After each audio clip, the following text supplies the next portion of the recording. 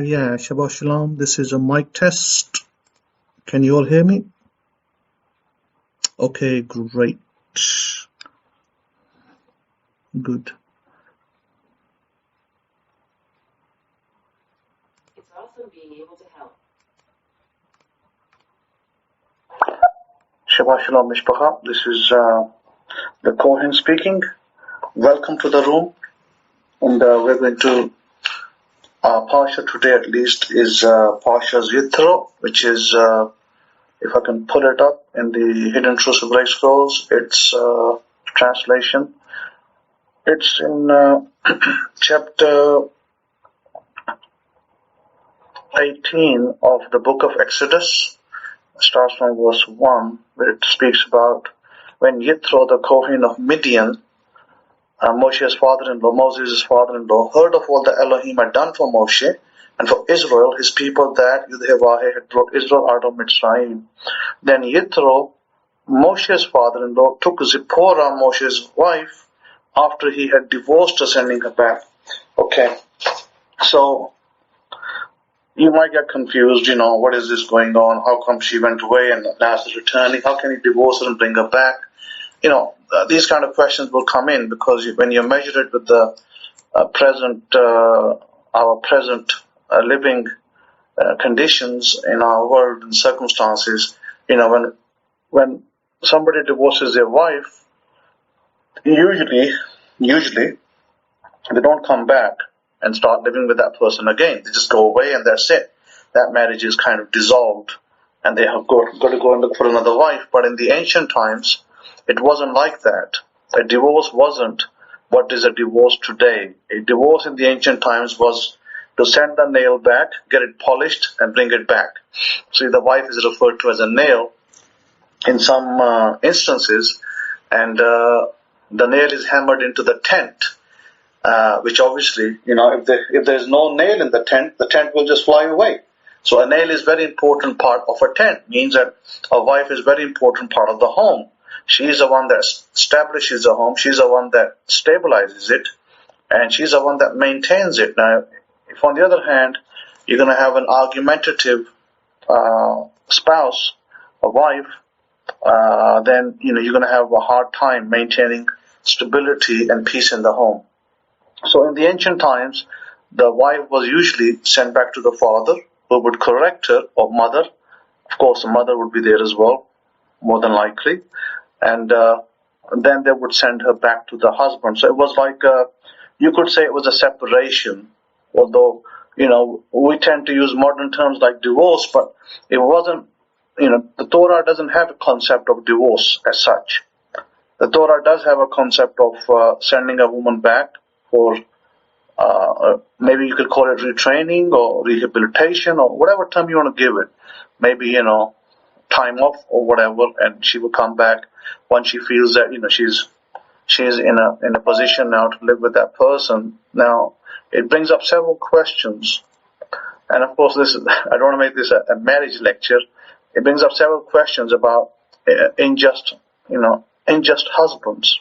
What happens when you have an unjust husband? Well, the Torah did have a decree set up in which a woman or a man, generally a man, could give a divorce to a woman and perhaps send her away permanently. There was something called a get, a divorce paper. Now, in this particular instance, we're not told that Moses gave her a get.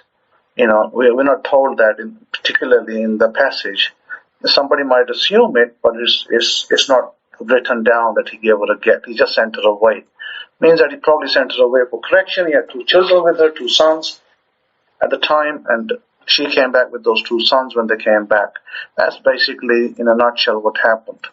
So I wanted to, veer away from that subject and give you something of a modern kind of what's happening today here, where I am, the East. You often hear about persecution of Christians in this country. Let me release, and we'll see if he can get it fired up again. Okay, here we go. These people over here, of course, the Christian community here is counted as minority, and usually what happens is when such kind of persecutions happen, the opposite side, the Muslims are blamed for being, I guess, you can use whatever words you like. They're being unkind and they're being hostile, etc., etc.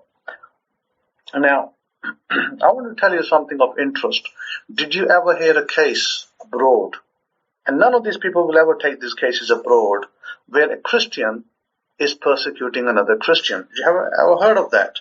Well, I've seen this here firsthand. See, I was pretty shocked and thinking that these people over here, they always take cases to England, maybe to America and Canada and other nations where they'll say that they've been persecuted by the opposite religious group, but they never take a case where they'll say that a Christian is persecuting a Christian. Well, it never comes up. But that happens here very often. I've seen more Christians persecute Christians here than Muslims persecute Christians. I've actually seen Muslims being pretty peaceful with most of the Christians here. By and large, I have seen most Muslims here being very peaceful with Christians. In fact, one Muslim guy that I know told me, he goes that I wouldn't kill a Christian and I asked him, why is that? Why wouldn't you kill a Christian? And he said, well, we are taught that if you kill a Christian, you can't enter heaven. So I wouldn't touch them. That was his answer. So now you can guess who's persecuting who. Now, there was a Christian family that I knew, and one of the young men, he ran away with another Christian family's daughter. This is pretty recent, by the way. This happened about a year ago, or just under a year ago. And this young lad who ran away with the other man's daughter, well, the Christian family that he ran away with, the father was a little bit more stable and had a business and was a little bit more, let's call it wealthy. And the party that had eloped was also well off, but not as well off as the other party. So what happened in that other party, the daughter's household, they basically started to persecute these people, and they went and beat up this man's father. They beat up this man first, and they beat up his father, and then it continued. Then a police case happened, and then from there, threats back and forth. This is between Christian families, by the way, that this happened. Now, in a Islamic state, allegedly, and so that I witnessed firsthand. Then another case I witnessed recently as this morning, or yesterday, I should say, that a friend of mine phoned me and was telling me that, a student of mine as well, he told me that they have an uncle, and the uncle, this is another Christian family, by the way, they have an uncle who's also Christian, no doubt, and his uncle is from the mother's side, maternal uncle, and he's threatening them that he's going to take their property and beat up his nephew and shoot him and things like that. And apparently he's done this before to his other relatives. He's shot and killed one other relative, and then bribed the police and came out after a little while from jail. And then he's done, he's stolen property from some other Christians like that, and got away with it. He wouldn't touch. I can tell you, he wouldn't touch a Muslim, because a Muslims, my goodness, they make pulp out of him. But having said that, he did that to his own side. In other words, when these people get a chance, these people, they get heavy with their own people. They will kill them. They will beat them up. They will have no mercy. They can go to church every day of the week. But when it comes to being merciful, I haven't seen mercy amongst Christians here when they start a fight with each other. There's no mercy. I've actually seen more mercy amongst Muslims than I have seen amongst Christians here. A very, very difficult situation. And this particular scenario, the mother was worried, and she had been crying all night that, her brother's going to come and beat up her son and overtake their property and so on and so forth, like that. And I calmed her down and I said to her that, have you forgotten that when Israel was moaning and groaning and crying all night and about, entering the Holy Land, and they were making accusations against Moses and Aaron, saying that, you brought us here to be killed. I said, what kind of response did God give them?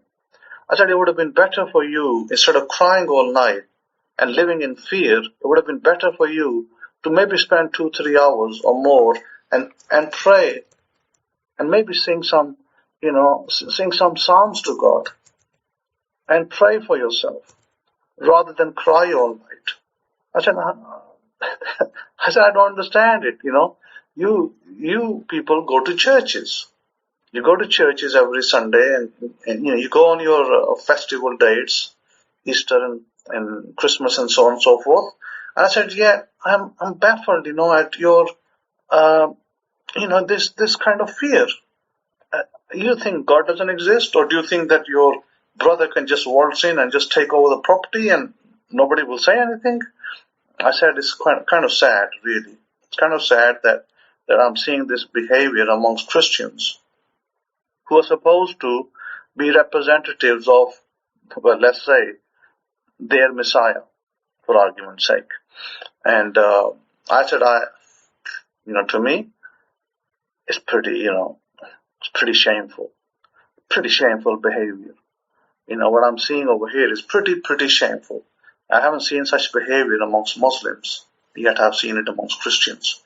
And, if I was sitting in America, I would have probably never known this.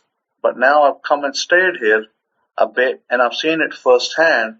No one can tell me that Christians here are all kind to each other and merciful. I've seen totally the reverse. So this is my point. My point is, how come they don't take these cases to Amnesty and other, organizations in UK and America and talk about how Christian is killing Christian over here? It's something to be, talked about. But anyway, that was just a little, testimony of what's happening over here. And I told the lady, I said, well, now that you knocked on my door, I said, he cannot touch your home.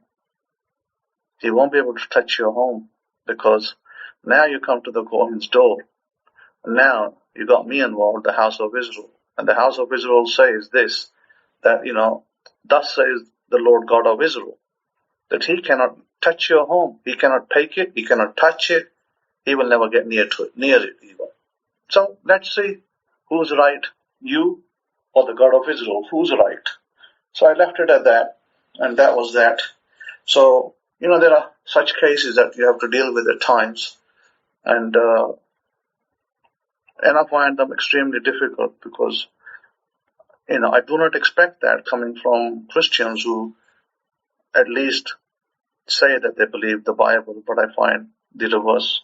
So anyhow, now let's move forward and talk about the scenarios that we spoke about earlier about Yitro. Now, why is it that Yitro, it says here in the Hidden Truths Hebraic Scrolls, that it says that when Yitro the Kohen of Midian, by the way was the old name for the land of the Arabs, okay? That's called Midian or Midianites, are the people of Arabia. It says that Moshe's father-in-law heard of all that God had done for Moshe and for Israel, his people, that Yud-Heh-Wah had brought Israel out of Mitzrayim. Why was he so surprised? Why, this person is referred to as Jethro in your Bibles. Why was he so surprised that God had done this? Because you may not know that Jethro or Yitro was actually an advisor to Pharaoh. When the children of Israel were in Egypt and they were in bondage and slavery, then Pharaoh had some key advisors, and one of them was this person called Yitro. And when Yitro was called in to ask what to do with the Hebrew people, you remember about killing the children, killing the sons. Well, Yitro did not recommend to Pharaoh to kill anybody. He told Pharaoh not to do anything good not to do anything bad. Basically, he asked Pharaoh to be neutral and leave the people alone of Israel or house of Israel. So don't touch them, leave them alone. Don't do anything bad to them. If you don't want to do anything good, don't do anything bad to them either. And so what happened, God as a result rewarded Jethro with Moses becoming his son-in-law. I mean, what a key person to have as your son-in-law, such as Moses. Great man, he would make a great son-in-law, and he became his son-in-law. And this is why God was kind of pleased with him, that he did not recommend that Jethro did not recommend to Pharaoh that Pharaoh should go around killing the babies or the sons from house of Israel. So there's that little. This is why he was surprised. This says that he got to know, meaning that there's a story behind there that the Torah does not explain, and the story is exactly this, where Jethro had been advised that Israel's people had escaped safely and from Pharaoh's clutches. They left the land. They're going towards Israel to enter the land of promise. And then he was, of course, he said, what a mighty God that they serve. So whatever idols, whatever gods that Jethro had served, he, obviously removed those from himself, and he became what's termed a Torah believer at that point, to start to believe in the God of Israel instead. So he changed his allegiance from whatever God he believed in to the God of Israel, and this is where he basically turned. So that brings into question some of you who say, well, how can the Levites marry women from outside of house of Israel? It's very simple, because look at what Moses did. He married a woman outside the house of Israel because she was an Arab, right? If Jethro is an Arab, then she's an Arab. And he married an Arab woman, just like our father Abraham. You may not know that Abraham's first wife wasn't Sarah, it was Keturah, who was an Arab as well. Joktan's daughter, by the way, or known as Joktan. She was his daughter. So there you have it. Kind of interesting story. Now, I wanted to bring you to the question about the manifesting law from the Torah, and this is something that you may wish to know and may wish to practice, because this is something I recommend to my students. Is that people ask the question, well, how do I go around manifesting? How do I do it? And I can give them several methods, several tools. One of the tools that I found useful is if you have a notepad and if you have some index cards, relatively inexpensive to get from any Walmart or Target, and even other places you can buy them from that sell these kind of things in America and England. I mean, you can go down to Tesco's in England and Sainsbury's and Morrison's, and you can get these things fairly inexpensively. And in America, you can go down to Walmart, you can go to Target. I mean, you can go to several other places that sell these kind of materials as well, fairly inexpensively. And if you're the kind who doesn't want to leave home, wants to get local delivery, then you can order it from Amazon. Order yourself some nice colorful gel pens, which have the red, blue, black mark, black pens, and not necessarily the markers, but you can get a normal pen, gel pen, really nice, easy to write with, and get yourself a notepad, get yourself some index cards, and you're good to go, right? And if you can get that, then we can make a great start. And so what you do is you first decide, you cannot say, if I asked you a question, I said, how much money you want? And you say, I want lots of money. That's not a good answer. Why? Because what is a lots of money? Lots of money is, how much is it? There is no definite answer. So you've got to be definite about how much money do you want. You can say, I want $10 million or more. If you're not sure of how much more you want, you can just say or more. So when you write it down, you can write down, I have received $10 million or more. Means that you're not sure how much more, whether you want 20 million, 50 million, 100 million. You can just put or more, and that covers all those scenarios. And if you want to just say a particular amount, $1 million, some of you might think $1 million is a lot of money today. I mean, it might be for some people. $1 million in some places doesn't go very far.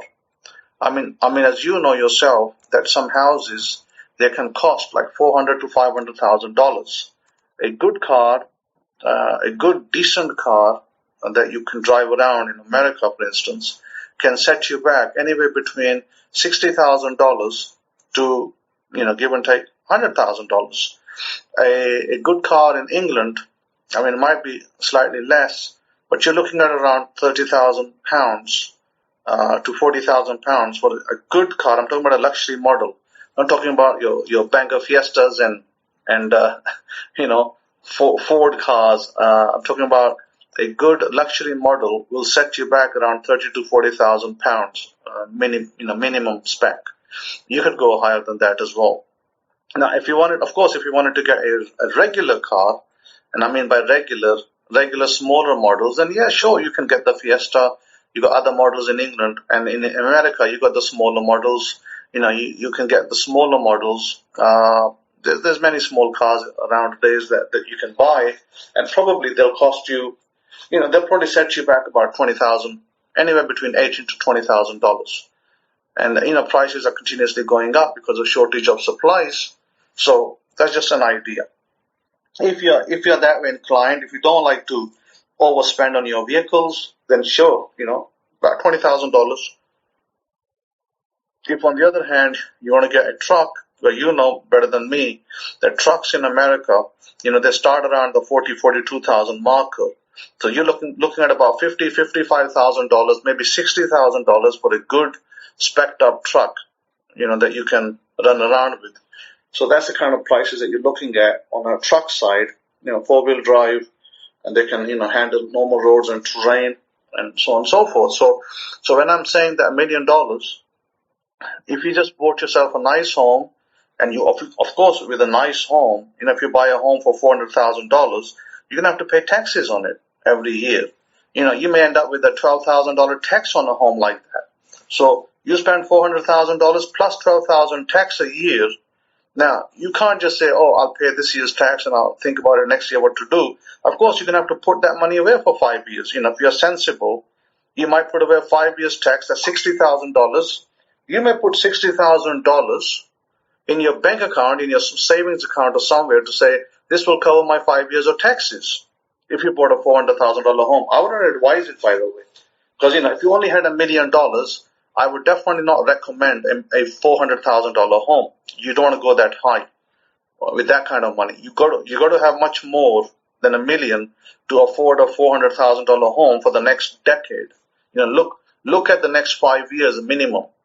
Next 5 years minimum, a decade, let's just say maximum. It doesn't have to be max, it could be intermediate stage.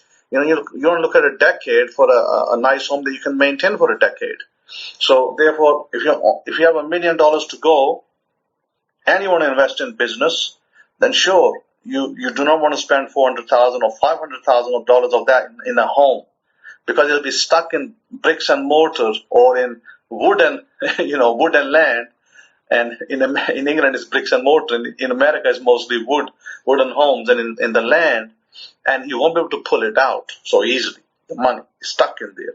So it would be much more wiser to invest in businesses. If you were, buying a home, and it depends on which area, which state you live in. You could easily spend anywhere between $250,000 in different states of different style homes. But that would be a recommended buy, about $250,000 to $60,000 home.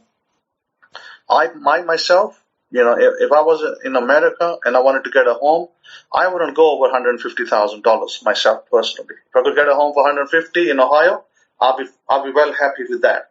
I'm happy with that. I'm okay. I might push it up to $200,000, maybe max, but that'd be about as far as I go, because I don't want to buy an expensive home and pay huge taxes on it. My intention is to keep that home for maybe a decade, maybe longer. So I don't want to pay huge taxes on it. So that's just the way I think. But, you have to figure out your taxes in a home, because you want to have cheaper taxes. For cheaper taxes, your home got to be less than, it's got to be less than 150. And you can buy a home in Ohio for less than $150,000 easily. For you, UK listeners, that's $150,000 is about roughly 115,000 pounds. Homes are cheaper in America than England. England, my goodness, your home in London, you might be lucky to get a flat for 350,000 pounds. It's about, $450,000. Very expensive in London. You have to go outside of London to get cheaper homes. And even outside of London, you're looking at around 300,000 pounds, which is around nearly 370 odd $1,000. Way too expensive. Small and expensive. Whereas in America, homes are bigger and less. In Ohio, I've seen some really nice homes for a lot less than $200,000. Nice homes. Maybe they need a little bit work done, but you can easily price a home for $150,000. In Ohio, you can get a beautiful home for $150,000. And I think that's good enough. For somebody like me, it's good enough. It serves its purpose. And even for a $100,000 home, you can even pick up $100,000 homes over there in Ohio, and you can spend $10,000 on it, $15,000 on it, or even $20,000, make it into an even nicer home. $120,000 is about what? 70,000, 80,000 pounds. For 80,000 pounds, get a beautiful home in America. In Ohio, beautiful place to live, nice weather, and Bob's your uncle, basically. So my point is this, that you go with how much income you have. So if you are only writing $1 million for yourself, don't think that, it's a huge amount of money. It's not. $1 million is what you want to write initially. It might be a short-term goal, but your longer-term goal might be maybe 5 million, maybe 10, maybe 50 million. That should be maybe your longer-term goal. For those of you who are, not too sure about how much, you may want to push for the 100 million marker. I would encourage you to push for $100 million. For those of you who are not sure, start with 50, and go up to 100 million. Now, you might think, well, how is it going to come to me? Forget about that. There's many ways 100 million can come to you. Many ways 50 million can come to you. Many ways, just the same as 1 million can come to you, so can 50, so can 100. There's many ways. Now, you might get fortunate or lucky in business. You might get lucky in business and you make that money. You might get lucky in the stock market. You might get lucky in Bitcoin and cryptocurrencies and you may make that money. Yes, that's simple. Didn't you hear about the people who lost their wallet and had more than $40 million in the wallet and couldn't get it out? So maybe a lot more than $40 million. So my point is this, that all they did was invest in cryptocurrency and they made millions of dollars. So, be very careful about your hard wallets, by the way, because if you lose your keyword, you'll never be able to open it. You will lose all that money. So that's why they keep saying to you that, these hard wallets are there. Decentralized banking and these decentralized wallets, they can be equally as like a double-edged sword. Just as much as you can have money in there, you can also lose it very quickly if you forgot your password and you haven't written it down somewhere and put it in your safe or somewhere where you can find it later. Because, don't put it in a computer and later, you trash your PC is trashed and lost your password. So write it down somewhere. Be very careful about these things. Whereas with banks, you can go back to the bank and say, hey, I forgot my password. Can you please give me a new one? And they give you a new one. It's easy, but not with cryptocurrency. You can't. So think about what you're doing with cryptocurrency. Keep your password safe.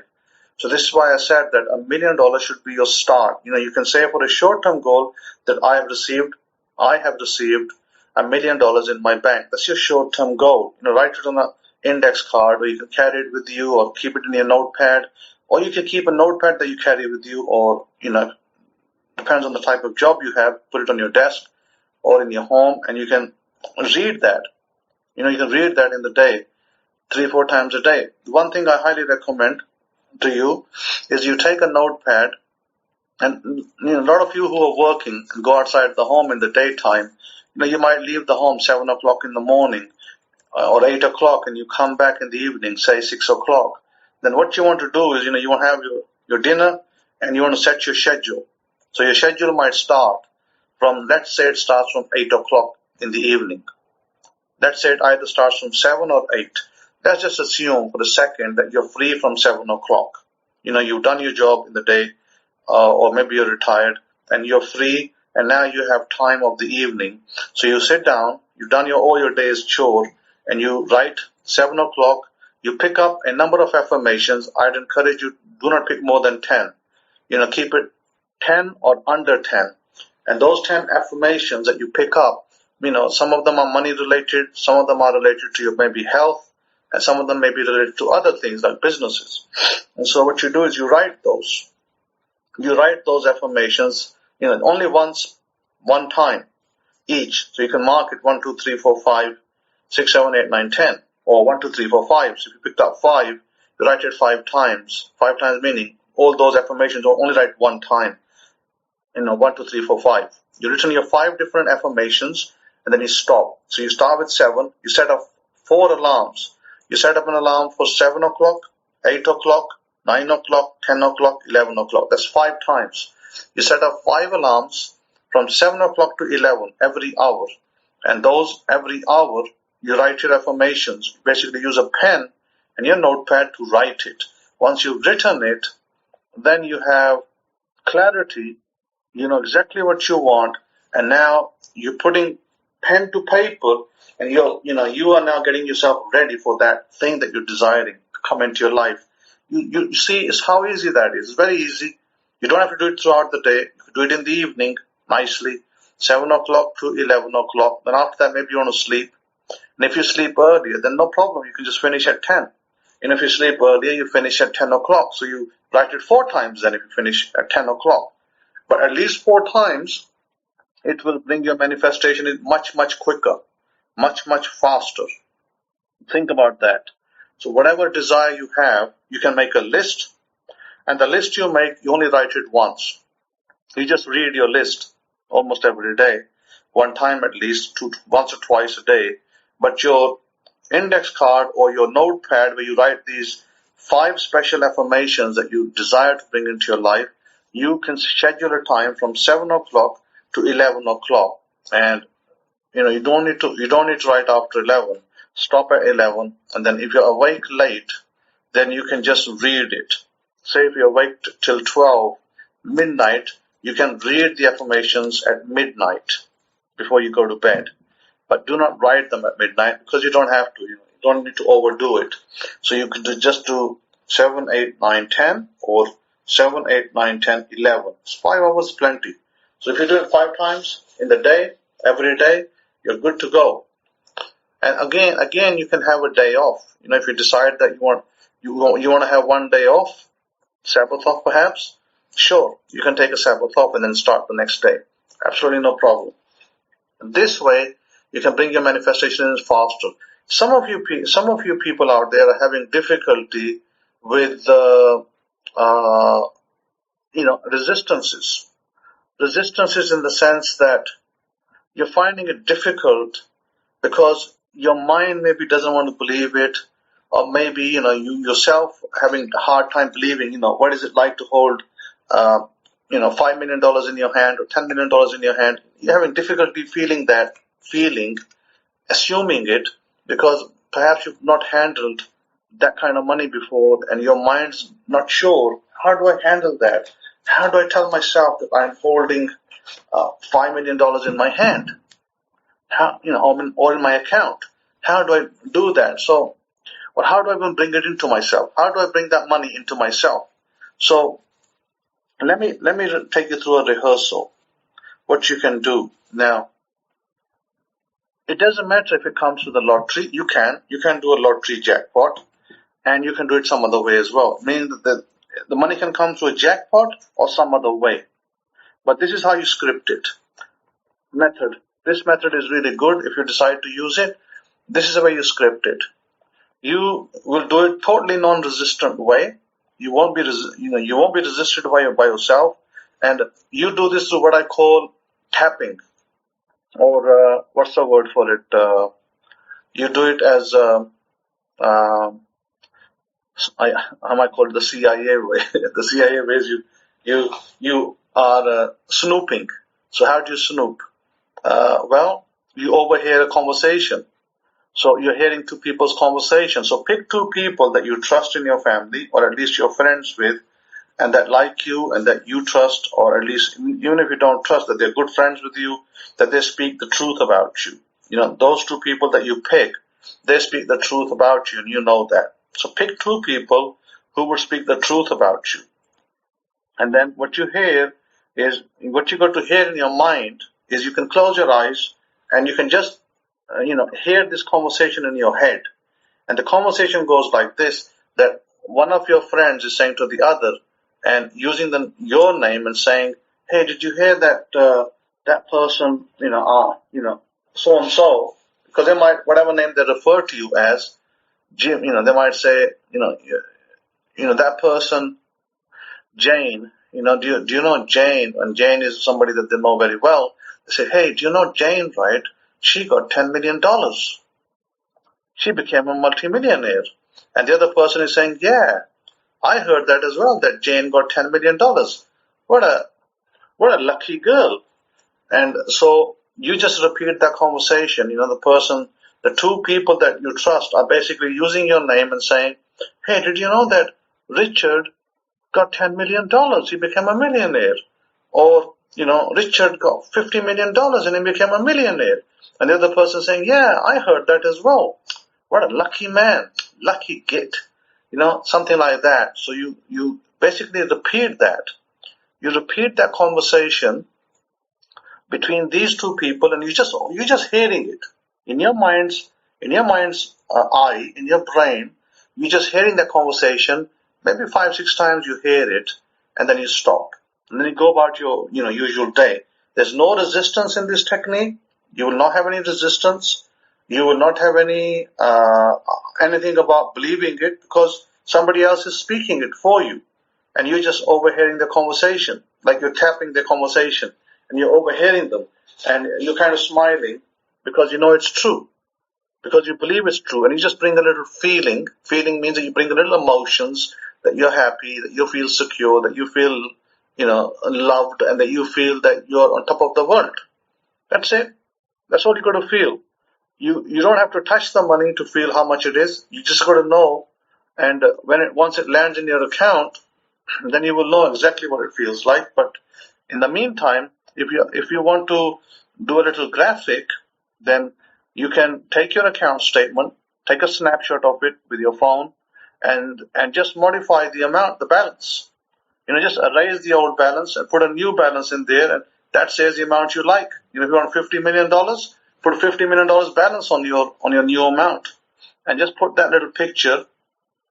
You know what bank you bank with, and it will have the exact bank with the new balance rather than the old balance, because you overwrote it. You can print that picture, or you can have it on your laptop or something, and you can look at it every day, because that gives you your new picture of how much balance you want to have. You kind of fake the new balance, but if you believe that picture, if you look at it every day and believe that is your balance, then that's all you got to believe, and that balance will come through one day into your account. Because remember, through your thoughts, you're creating. So Think and Grow Rich. Remember that book by Napoleon Hill, Think and Grow Rich, where it's all about thoughts.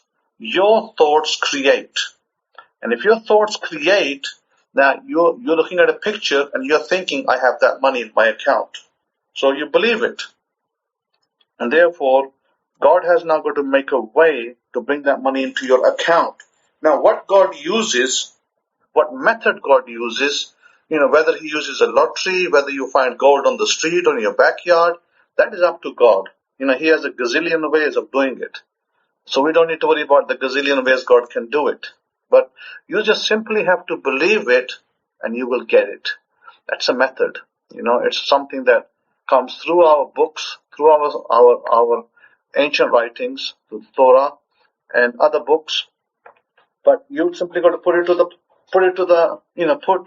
pen to the letter. It's not hard. You just got to be diligent. You got to be disciplined to do it. That's all. If you're disciplined, then you will get all your desires that you want to have. Okay, so I want to leave it here with that. I think there's enough I've said. And also, I want to point out that there was an actor that you probably all know him. He was a comedian actor that walked around with a check that he made. It wasn't a real check. He just tore a piece of paper from a notepad, a size of a check roughly, and he wrote on it, an amount in, Rabbi Kefa, you know him. Was it 20 million or $10 million that he wrote for himself? And he just carried that with him. He was like looking for a role in Hollywood. It's like not finding the right roles. And then eventually, when he just put that check in his pocket, Jim Carrey, that was the one. Thanks over there, Jennifer. So Jim Carrey was, walking around with this, wasn't even a real check. And he just made up a little note, like a check size, and wrote, his amount on there. And he said, one day I'm going to get this amount given to me. And he looked at it every day and he carried it in his pocket. And when he was giving his testimony, he showed that little note. It was in tatters, it was almost kind of tearing away because it was regular paper. And he said that, I carried this around with me until one day a producer came to me, when he became a little bit more successful, a producer came to him and offered him that money, that check, and saying, here you go, was it 10 million? Offered him 10 million, and he's like, he took it. And that was what he wrote for himself. So what says that you can't do that, but you can do it with a real check, because you have checks from your banks. You have empty, like blank checks. Take a check from your bank in your name and just write on it the amount you want. Write on it $50 million. Write on it $20 million. Write on it what you desire. And then carry that in your purse, in your wallet, in your pockets, carry it. And I would suggest that you carry it in your pocket, in your wallet if you're a man, if you're a woman, carry it in your purse. And you can just pick it out sometimes, when you sit at home, you can look at it and, be grateful that you're going to receive that, or you already are going to be, the money is coming. You can just say that this money is coming to me. It's coming to me very soon. Even though it may not be here yet. But if you continue to believe that and say that it's coming to me soon, big money is coming to me, it's here, it's coming soon, then you are programming yourself. You're basically channeling your energy to bring that money forward into your life. The whole idea of writing affirmations and speaking them is in a way that you are programming yourself to believing and to receiving. You got to be a receptacle of wealth. This is why you say the affirmation, I'm a receptacle of wealth. You got to be a receptacle of wealth. And, needless to say, I don't need to point out that you need money for everything these days. And you need money to do business, you need money to buy your food, you need money to buy your gas, you need money for everything. It's just the reality of life. So why not write for yourself a nice amount that you know that you can be comfortable with and secure? Now, it doesn't mean that you all have to be expert businessmen and you all have to be expert in such and such. No, you can be zero in all of those, areas. You can have a 0 degree. You can have no degree. But if you write for yourself an amount that you want, then you can you can hire the help. In other words, if you need an expert advice, there are many people out there, if you want to buy stocks, there are many people out there who can advise you on stocks. There are people out there who can advise you on tax. There are people out there advise you on where to invest your money. Once the money is here, you can buy the expertise. You don't need to have it. So this idea that you have to be born into riches is totally false. You do not have to be born into riches. You can be born into poverty and become rich, and you can then spend that money. And there are people in America. Rabbi Kefa knows there's a black guy who was a billionaire. He was brought up in the projects, but he didn't write for himself a tattered salary. He wrote for himself success, and he got success. He was the one who paid off all the students' debt in, I believe it's Georgia, right, Rabbi Kefa? That he paid all the students' loans in Georgia, one of the universities there. And so he just wrote it in a second and boom, it's gone. Now, how many students over there would have written for themselves an affirmation that said, my student loan has been paid off? I don't know if there was any, but maybe there was somebody there. Possibly.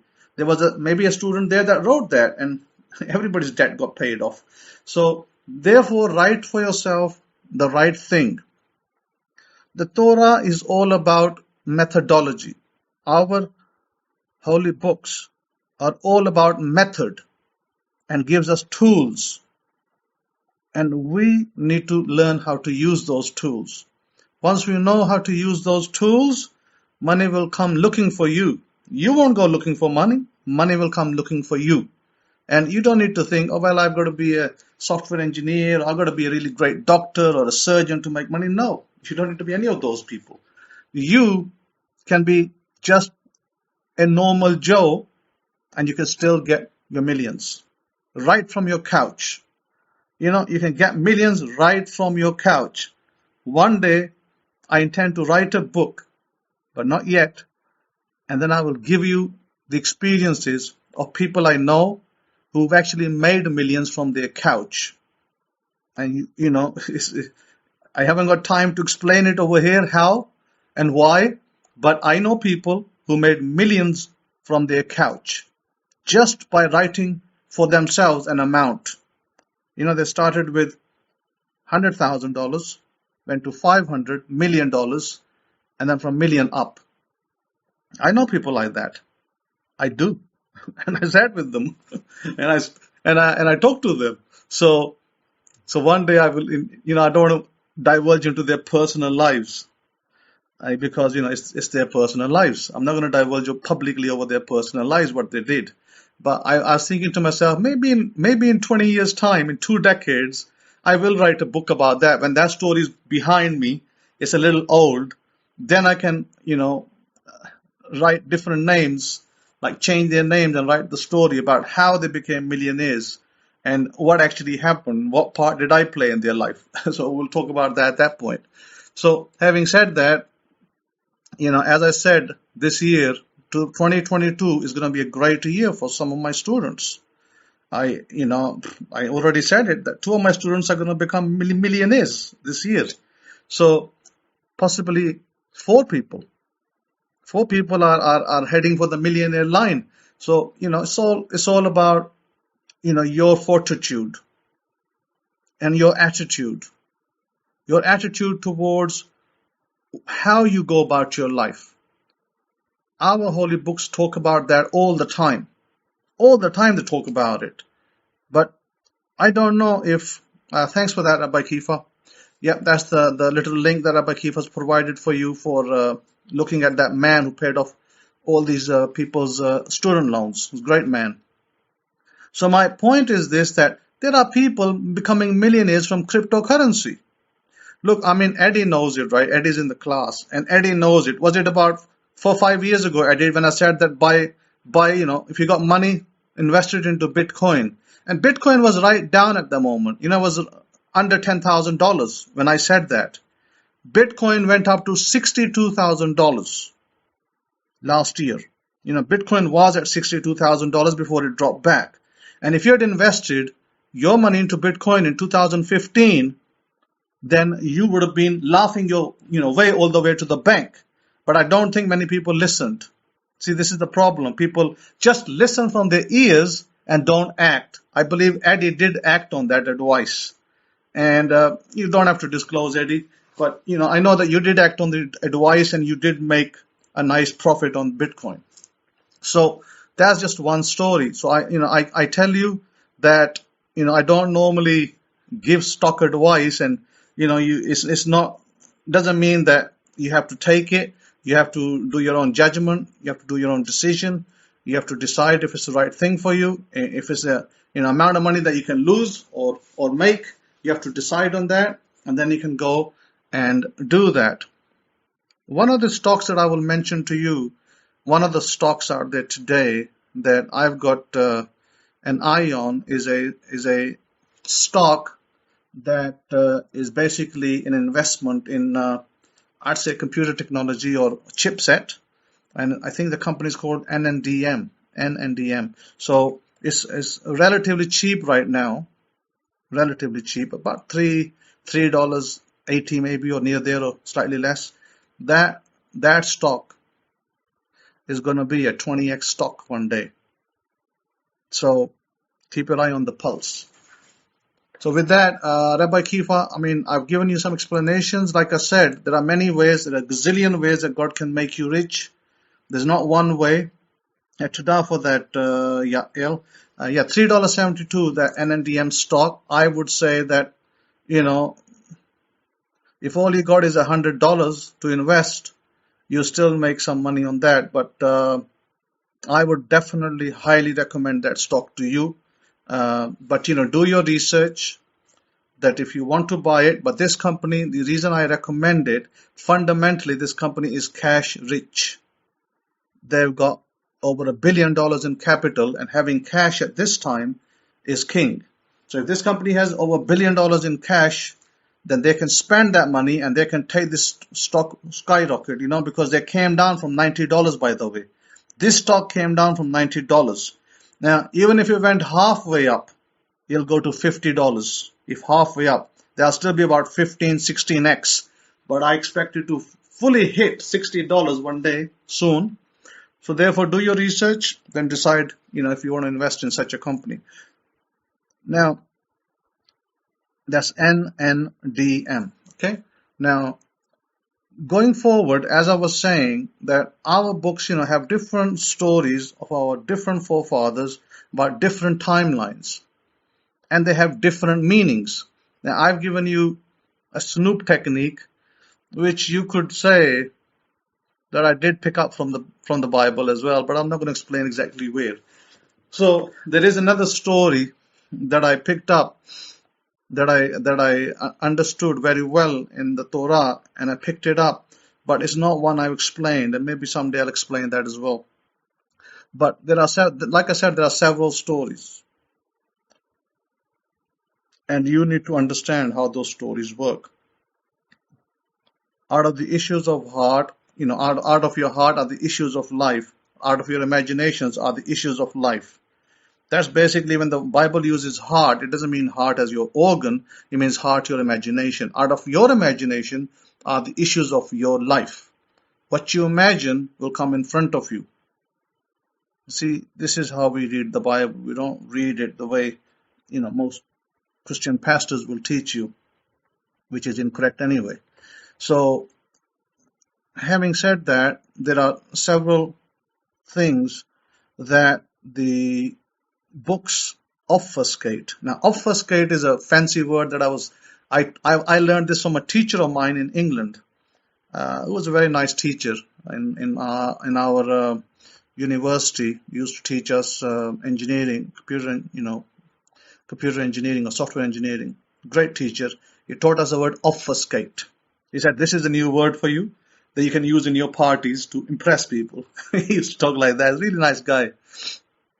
And so obfuscate means that something that is there, that is hidden from view, but has a meaning that you're not aware of.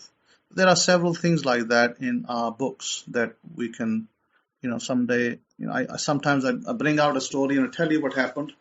Other times I explain it. And so, there are times to do that.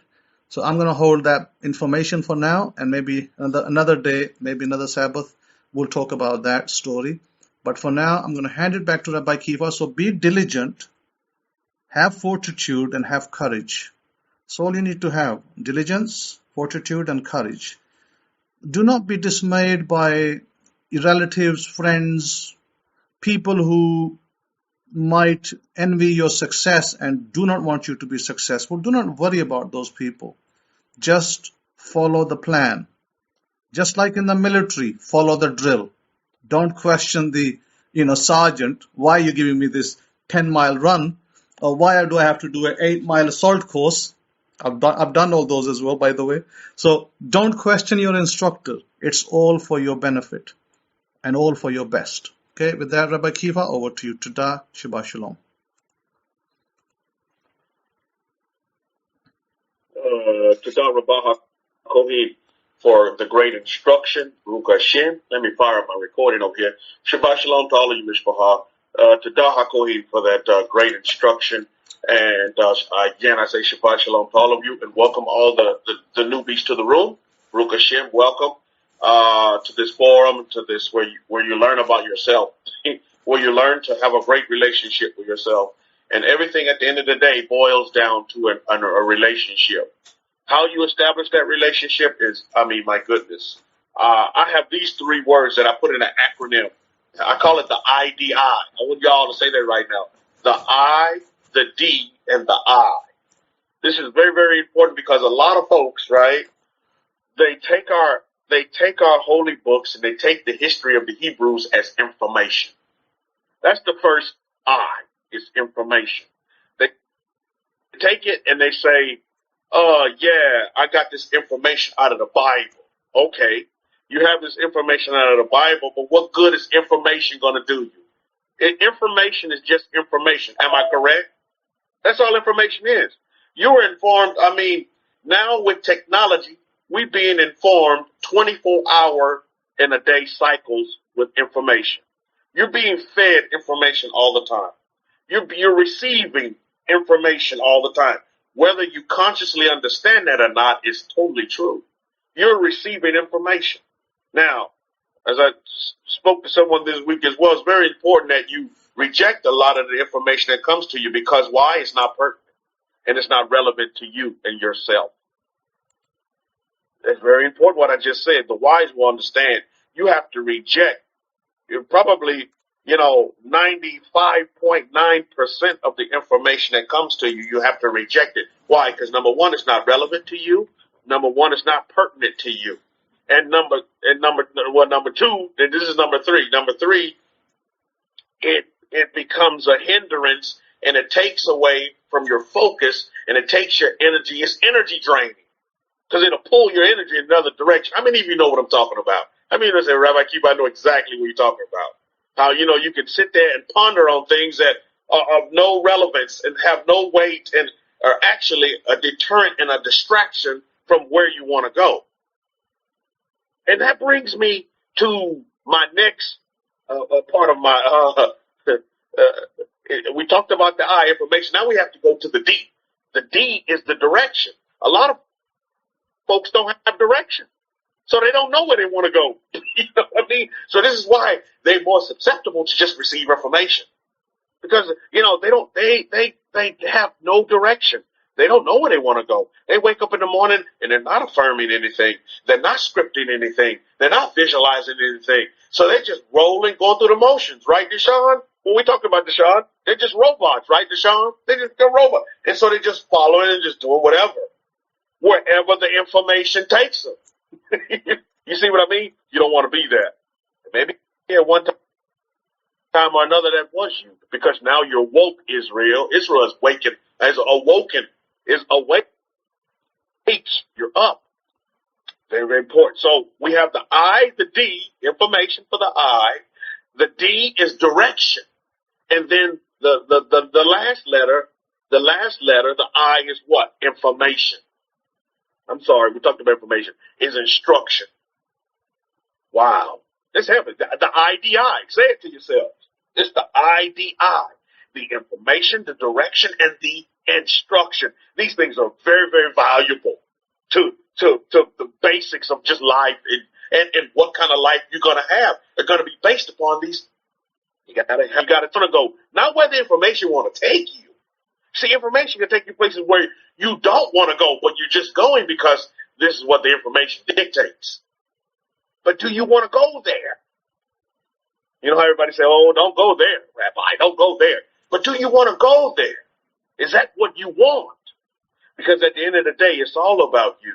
It's not about a religion. It's not keeping up with the Joneses. You are Jones. You are the Joneses. What are you doing with yourself? You see, keeping up with the Joneses is a distraction. You got all the Joneses information. What good is that doing you? You know the Joneses direction, but you don't know your own direction. Where you want to go, what you want to be, who you are, what your dreams are, what your affirmations and aspirations are, what makes you happy, what gives you peace, love, and joy at the end of the day. You don't know none of these things about yourself. And until we begin to do this, family, begin to self-assess and self-relation, have that relationship with self, all other relationships are going to be sour. Because we've never learned to, number one, love ourselves, be at peace with ourselves, be happy with ourselves, and be full of joy with ourselves. Baruch Hashem. That's where it all starts. So direction, we have to have a direction, and then we have to, and so then you take these three words, the information, the direction, and the instruction, and you take all of that, and then you begin to put it into practice. You begin to apply. You begin to become that practitioner. And then, it's not easy to get distracted and sidetracked when you have this particular model down, the IDI. Because, like Hakoy said, when other folks will come and deter you and tell you you're not going to do this. You know what I watched this week that I tell you brought tears to my eyes? Because it's so real. And it's history. How many of you know about Dodomite?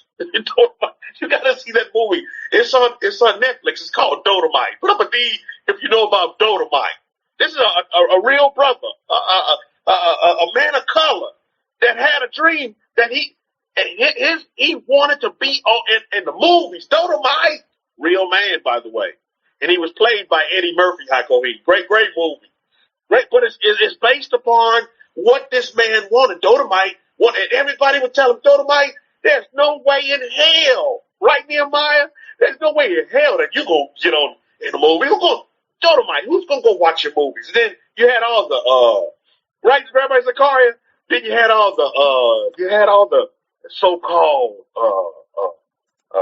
the people that, do assessments on movies and stuff, the critics, and you call them critics. Man, Dodomite, they're reading newspapers and all the critics, this movie is a trash. It's just a wash. Because Dodomite ended up making the movie. He got what he wanted. He had to, sell himself.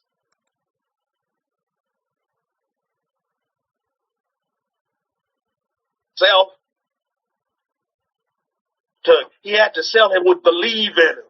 Movie, which is great. It's just great. And it's based upon the historical fact of a man called Dodomite, who wanted to put out a movie. He wanted to make people laugh. That's what he wanted. He's doing comedy. And so Dodomite is a prime example of what we're talking about here, of a man who had what? He had direction, he had information, and he had instruction, and he had people that helped him along the way. Every step, people were rejecting him, but at the same time, other people were giving him advice. Here, hey, I got this, uncle's cousin, he's got a movie theater. Go see what you can do. Take this number and see what you can do with this. And I want you all to understand this in your development and in your growth, Israel, as you wake up. There's that people all around you. You're going to see this when we get to Torah in a minute in our Parsha.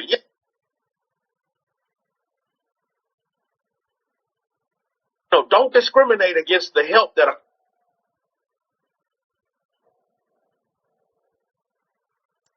come to you, because it'll come to you in many forms.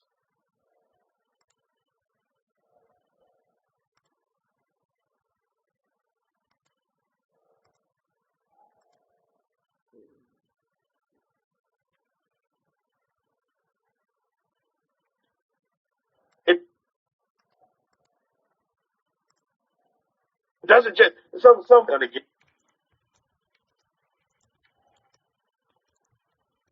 When all you have to do is look for a man or a woman that's going to, take care of your needs and give you peace, love, joy, and happiness at the end of the day. That's what you need to look for. That's who you need to cling to. A man that's going to treat you like a queen and a woman that's going to treat you like the king that you are. Good question. And there's a bigger pot out there than you sitting around waiting on, let me wait for this Hebrew woman to come. Let me wait on this Hebrew man to come to me. And the whole time, periods of your life are just melting away. My goodness. Begin to establish that relationship with yourself with peace, love, joy, and happiness, and not in some kind of fantasy land. And then guess what? When you develop peace, love, joy, and happiness with yourself and have that relationship with yourself, guess what's going to come to you? Guess what you're going to attract to you? A man or a woman of peace, love, joy, and happiness, just like you. It's got to be what you want, though. Well, Rabbi, that's not what I want. Well, what do you want? I don't know what you want. Only you should know what you want, what you desire, what gives you peace, love, joy, and happiness. A lot of relationships are wrecked because the individuals don't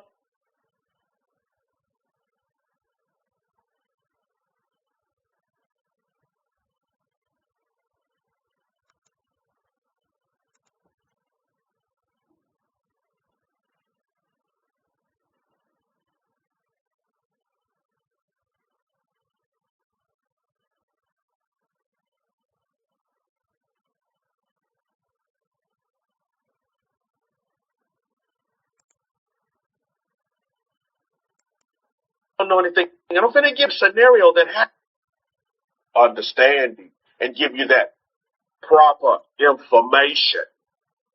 You see, that's what you need. A lot of folks get information, but what they doing with it? You know, a lot of the Torah, the books of Moshe, the books of Moses, but what are they doing with it? What benefit is information if it's not connected with direction and if it doesn't have any instruction, you see? Think about that for a minute.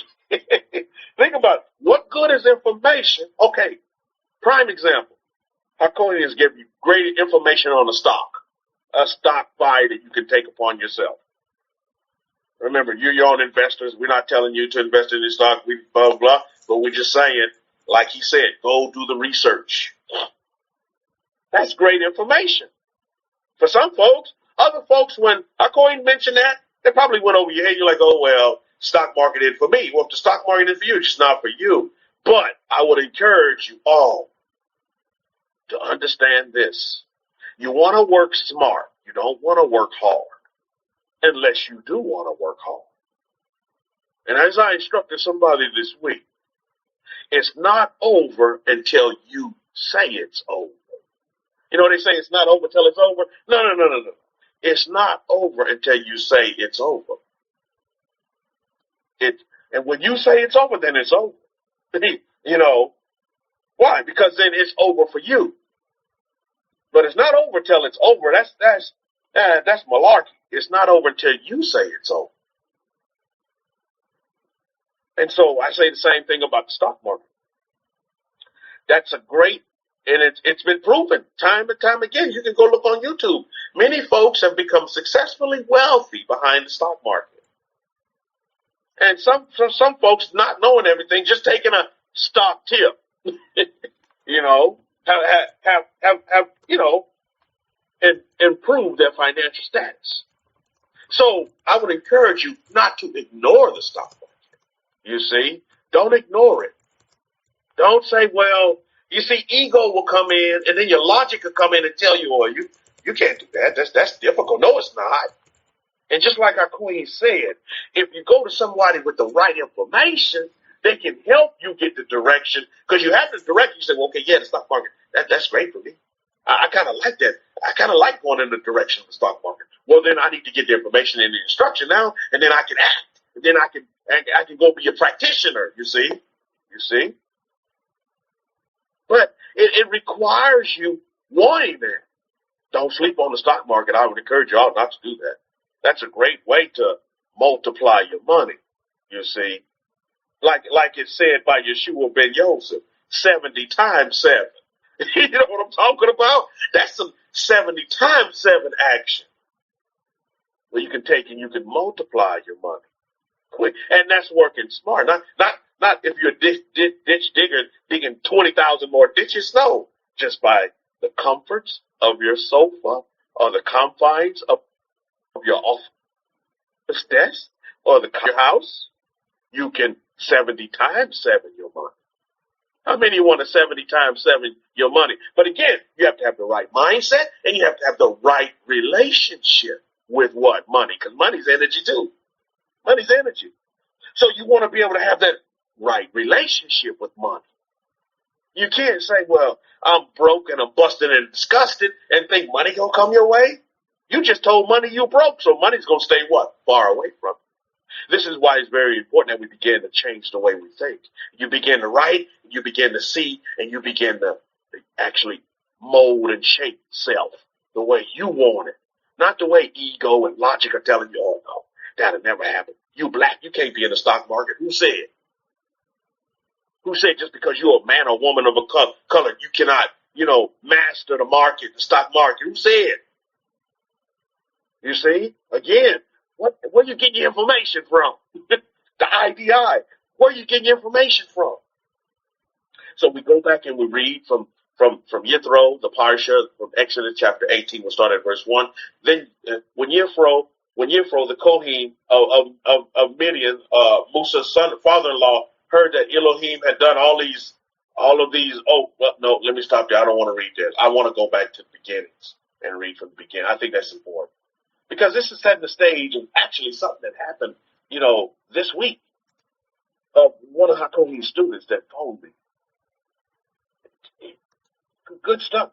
And it's dealing with, again, relationships. And when you look at our way of life, our way of living, it's all about relationships. And that's what it's all about. And so when you do your assessment, self-assessment, the experience as a relationship, because that's exactly what it is. It's a relationship. It's a relationship. Okay, yeah, let's go back. We were there already. When Yithro, the Kohen, the priest of Midian, Moshe's father-in-law, heard of all that Elohim had done for Moshe and for Israel, his people, that Yahweh had brought Israel out of Mitzrayim, out of Egypt, then Yithro, Moses' father-in-law, took Zipporah, Moses' wife, after he had divorced her, sending her back. Again, you heard it from our Kohen. We don't believe in that divorce stuff. What we do is we put our Aishas away for a minute to go get some correction, send them back to their father, get some correction, get polished up a little bit, then come on back. See the error of your ways, and then come on back. Realize that the grass is greener on the other side, then come on back. And just like our Kohen said, there's a small percentage of this, but how many divorce from a Gentile marriage and actually remarry again? Is there any watcher and witness right now in this room that has actually done that? Anybody? Put up an M for marriage if that you actually done that. You actually divorced, you divorced your mate, and then you guys actually got remarried after a period of time. After you guys went away and did some, see? For you listening on Facebook or you listening on YouTube, nobody has responded to that. Crickets in the room. So it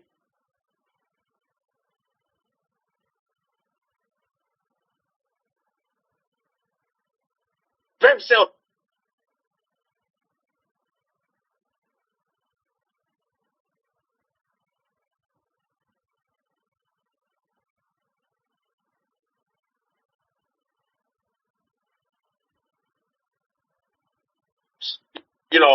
When they wake up in the morning, how they, what they do, how the food tastes in the morning, breakfast, all of these things, you can begin to get to really have the relationship. That's very, very vital and very important to do that. But, in this particular student's case, the woman was saying, well, I'm not comfortable with doing that until we're married.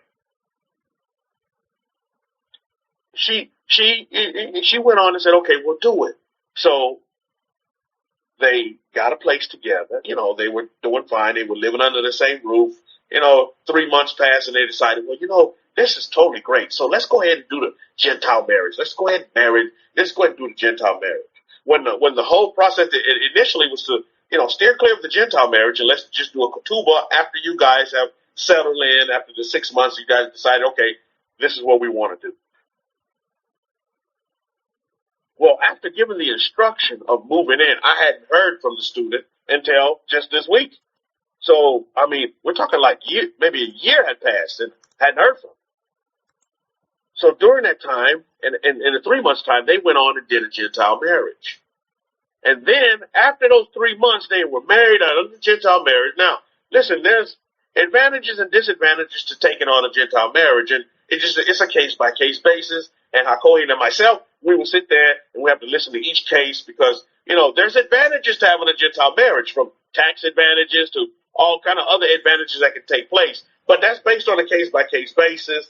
And sometimes we kind of want to steer clear of the Gentile marriage because it can also cause a lot of issues. How many of you know that Gentile marriages can cause issues, especially when things don't work out, and then you have to go to divorce courts, and then, the judge and courts are telling you to give half, and then you're stuck and signing with child support and blah, blah, blah, and that's just what happens.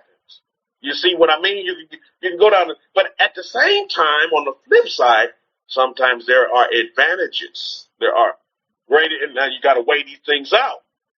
You see, you just don't do like the students say, Rabbi, I know I went against what you and Hakohen told me to do, and we got married after 6 months. And I said, well, why did you do that? You know what he said? He said, Rabbi, I was in love. He said, we loved each other, Rabbi. We loved each other. Love is a great emotion. I'm not going to knock love, but again, the way Gentiles see love and the way Hebrews see love are totally different. Correct me if I'm wrong. But Hebrews' love is based on action. But a Gentile's love is just based on total feeling, baby. It's more of another L word. It's more of lust. And then when that runs out, then you're left with it. So the student tells me, oh, Rabbi, we were in love, so we decided to go ahead and get married after 3 months because we wanted to get a house together and, begin to establish a family and blah, blah, blah. Well, get the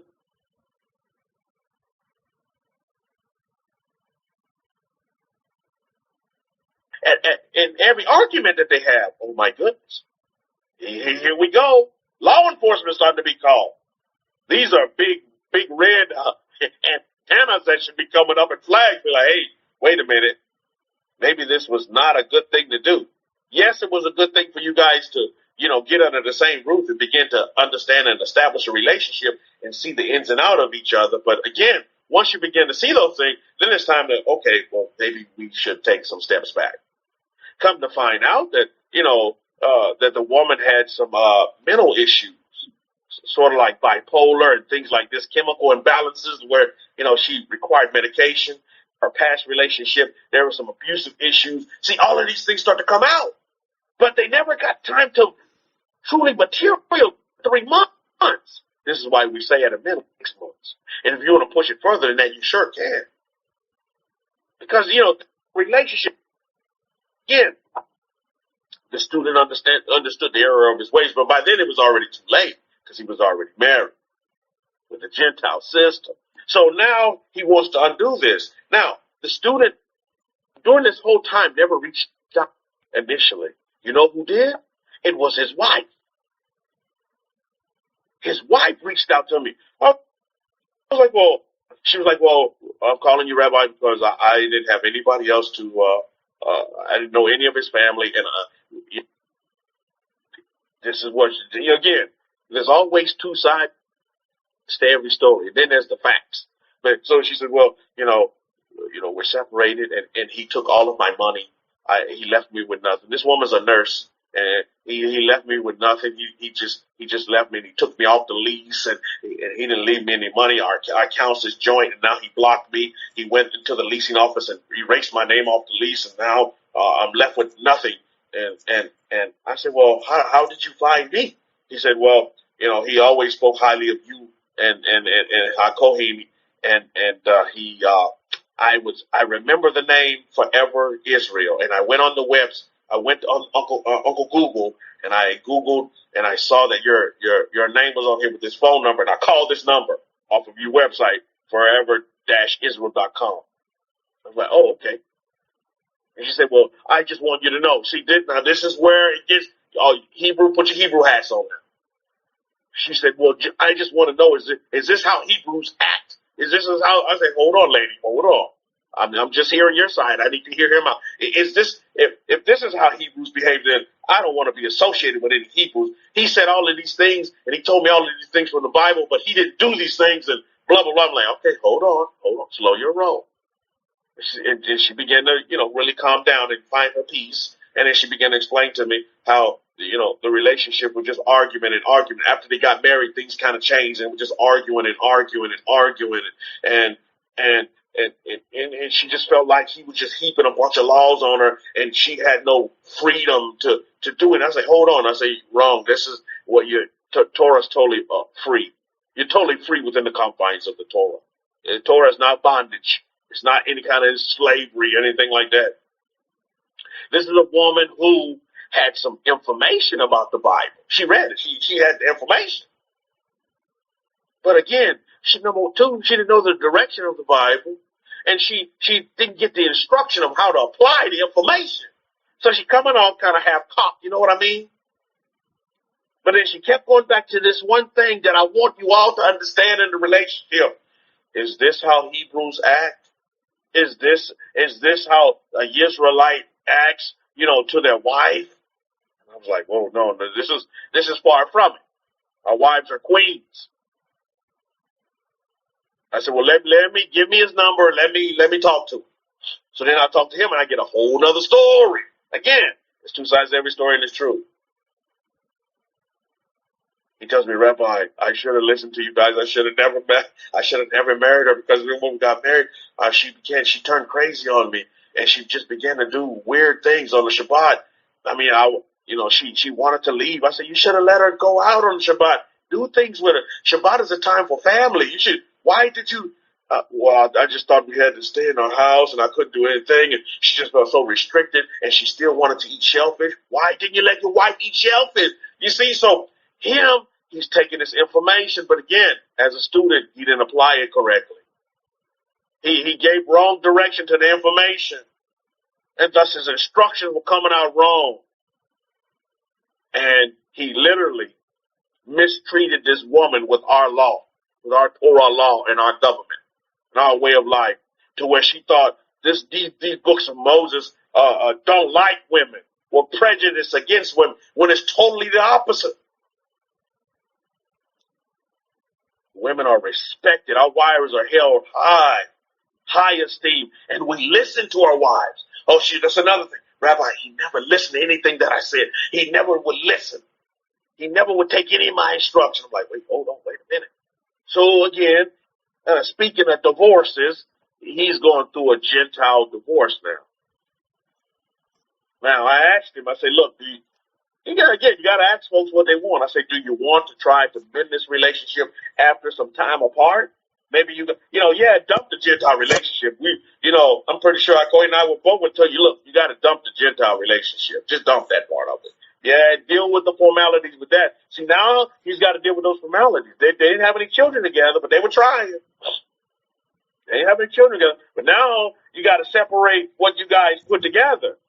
And she's screaming, oh, Rabbi, I work as a nurse. I make, decent money here in California. And he has a bank account where I put $14,000 and I want that money. So I say, wait a minute now. You guys are married now. I don't know how these are Gentile laws you got to deal with now. I don't know how the laws of California are, but I don't know if you guys are going to be able to split that, 50-50 or how that's going to go down. I want this money. This is my money. I say, wait a minute. You're married now. Do you not understand that?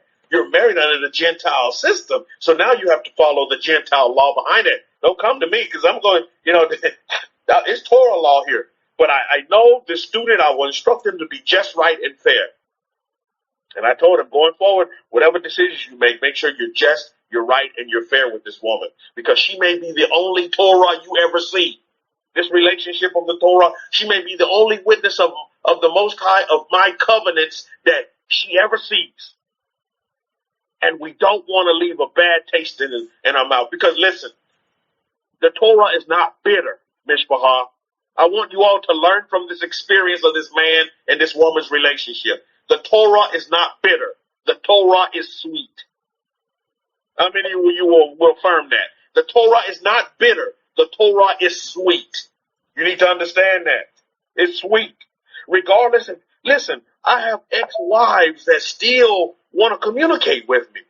And they respect me because of what? The Torah. Because even though we had to agree to disagree. They were treated just, right, and beyond fair. You see what I mean? That's the Torah. While any man in their right mind would have been like, kick rocks, lady. Don't bother me anymore. But that's not how the Torah operates. We just right and we fair as men and women of my Torah of Moses. I want you all to understand that, because you all are going to experience a relationship the same way. It could be a friendship. It could be a marriage. It could be co-workers on the job. You are a witness to the Torah. You are walking Torah, and you are the Torah some folks are only going to see. And you don't want to leave a bitter taste of Torah in their mouth, unless they're just bitter people to begin with. Now, let's face it. But at least they can come to you, agreeing to disagree, and say, hey, man, you were fair and just. I still have ex-wives phoning me and say, hey, thank you for the way you treated me. I've been out here and nobody's ever treated me the way you treated me. I say Baruch Hashem to that. That's a testament to the God of Israel, to my God, the God of Israel, and my Torah of Moses that will stand when everything else is crumbling around. It's going to stand. I'm going to stand for this Torah. And I'm not going to let people disrespect it. And so I'm telling this student going forward is to make sure you be just right and fair towards this woman that, you guys, okay, agree to disagree, come together anymore. Because you know why? You know why you need to do that, Mishpah? It's because this woman, she may later on find one of you men in this room. She still may be running to cling on and hang on to the zizis of a right ruling, Torah abiding, Torah embracing man. After she corrects herself and gets herself together, because that's the instructions I gave her. Hey, look, you got to fix self. I said, you want to establish this relationship, but the first relationship that you need to fix is the relationship with yourself. And I told her like this, look, lady, you got to quit throwing shit. I told her like that. I like, look, lady, you got to quit throwing shit. You got to begin to deal with yourself. You shouldn't be, regardless of how people treat you or what they do to you, you do not need to, get amped up to where you're throwing stuff. And not only throwing stuff at the wall, but she was throwing stuff at him to where he had to call the cops for like domestic abuse. Yeah, it's that bad. I was like, lady, look, you need to have a relationship. She loves our way of life, but she just felt, she's like, Rabbi, I just feel like he's not, I'm not getting I'm not getting the authentic Torah. I'm not getting the real laws of Moses here. She said, I love the laws of Moses. I understand. I appreciate. I love the Israelite way of life. This is why I know this woman has another opportunity with another Hebrew man, and she'll be a right ruling wife towards this future husband. But she's got to fix herself first. So you got to leave room. Torah always leave room to come back. It's never go away and forget it. Just like you see here in this parsha. Zipporah was able to come back. Yeah, she had to go away for a minute. She had to see that the grass wasn't greener. She had to fix whatever needed to be fixed, but then she could come back. Torah always leaves a way for you to be able to come back. We don't burn bridges. We just may not use that bridge for a while to allow folks to be able to come back. This is relationship 101 that a lot of folks are not being taught, or they're told just the opposite. Oh, you evil, you wicked, and you demonic, you going to hell, and blah, blah, blah. And another thing that is incited this woman, and I told my students stop doing that. When they would get in these kind of arguments, he would sit there and tell her that she was in witchcraft and she's a witch. I'm like, hey, you can't be saying that about your wife. Don't call your wife a witch, because if your wife a witch, what does that make you? A wizard? No, don't make you a wizard. Think about that for a minute. You don't sit there calling your wife a witch. You inciting her. And it's like they're, pulling at each other's triggers. The competition. There's no time for that. That's not the heat. But again, and just like I told this woman, I'm sitting back and looking at the bigger picture. I said, all this happened. I said, all of this is happening based upon a Gentile marriage. This has nothing to do with the Hebrew way of life. our ketubah. What y'all are dealing with is a Hebrew marriage that needs to be dealt with a Gentile marriage that needs to be dealt with the Gentile law. That's what needs to happen. Now, after that, if you guys can y'all reconcile and then come together after y'all both deal with yourselves? And just like I told this student as well, just like I'm going to pull out this parsha in a minute, is that it's very, very important. You as a student, is that you're making decisions and you're taking directions not based upon sound instruction. The student should never leave his teacher. And when you run into a situation, he said, well, Rabbi, I didn't want to bother you guys because, there was no ketubah involved. I said, listen, just like I'm going to tell all of you, if you're listening on YouTube or you're listening on Facebook, I'm going to tell all of you right now, Torah is life. Say that again. Torah is life. Anything that's dealing with your life, and you need some guidance and you need some direction and instruction on, you need to contact somebody else before you make a folly like what he's having to deal with now. You see what I mean? Torah is about your life. Then if it's about your life, then you definitely can contact Hakohi and get an instruction or guidance. You sure can call me, just like this woman did. I don't know this woman. She's like, you don't know me, but my husband knows you, and I found your name and number on the website. The same way. Torah is about life. Understand that. And Torah is about the preservation of your life. Because this woman, my student tells me, well, we get these arguments and she says she's going to kill herself. I'm like, oh my goodness. She said, I'm going to off myself. I'm like, oh my goodness. It's not healthy here. This woman needs some help. She needs some counsel. She needs some guidance and some direction. She needs the IDI so she can get proper instruction. But here's the $50 million question. Is who you going to listen to? Now I'm going to bring it back to Israel. Who you going to listen to? Because in this same parsha, you see relationships on many different levels. I'm not going to read it, but you all can read it. Probably already have read it. It's that the Hebrews are preparing. I don't know if you all see this, but the Hebrews are preparing for a marriage with the Most High. It's a relationship that's being established, and they're given commandments. They're given instruction. They're given direction. Right? But what do we see here? And I'm going to read this because I think this is important to read. This is so very important for us to read. Sometimes when you receive instruction and guidance and direction, you can't take it. I mean, you know what I'm talking about. You can't handle it. You're like, wow, I can't believe. That's a lot for me to take in. I can't register that. I can't comprehend that. And that's what we see with the Hebrews here. They get a revelation from my powers, the powers of Abraham, and they can't handle it. They just cannot handle it. And we're told this way, that the people cry out to Moses that the revelation was too intense for them to bear. They just can't handle it. And so what do you do in that instance? Listen, a lot of folks can't handle these instructions that come out of our Torah. They can't handle it. So what do? Majority of them just wing it. Right? They just wing it. They're like, okay, well, this is what I think it means. Let me just roll with it this way. Or I'm going to pray and I'm going to meditate that I can get some wisdom on what this is saying so that I can begin to take some direction on it and begin to, but again, so they just wing it.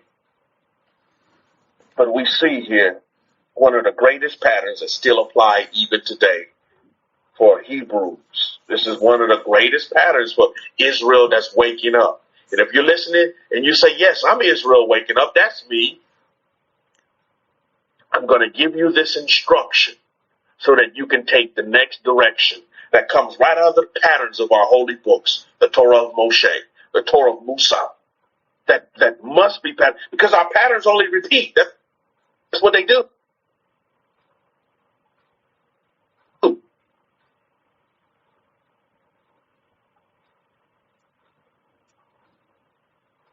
See, my patterns don't kind of whims. There be some adjustments made.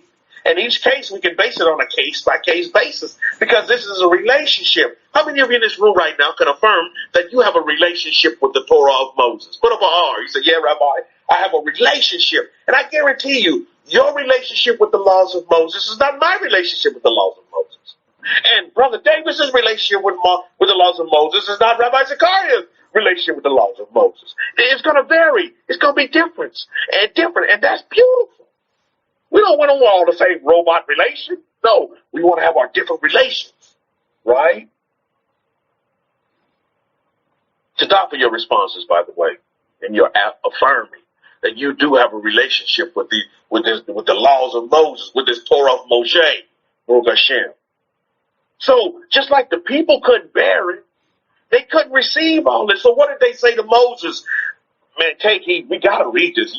Take it to your head, put it in your heart, and believe it, because this is how you need to understand this. Israelites, all over the world.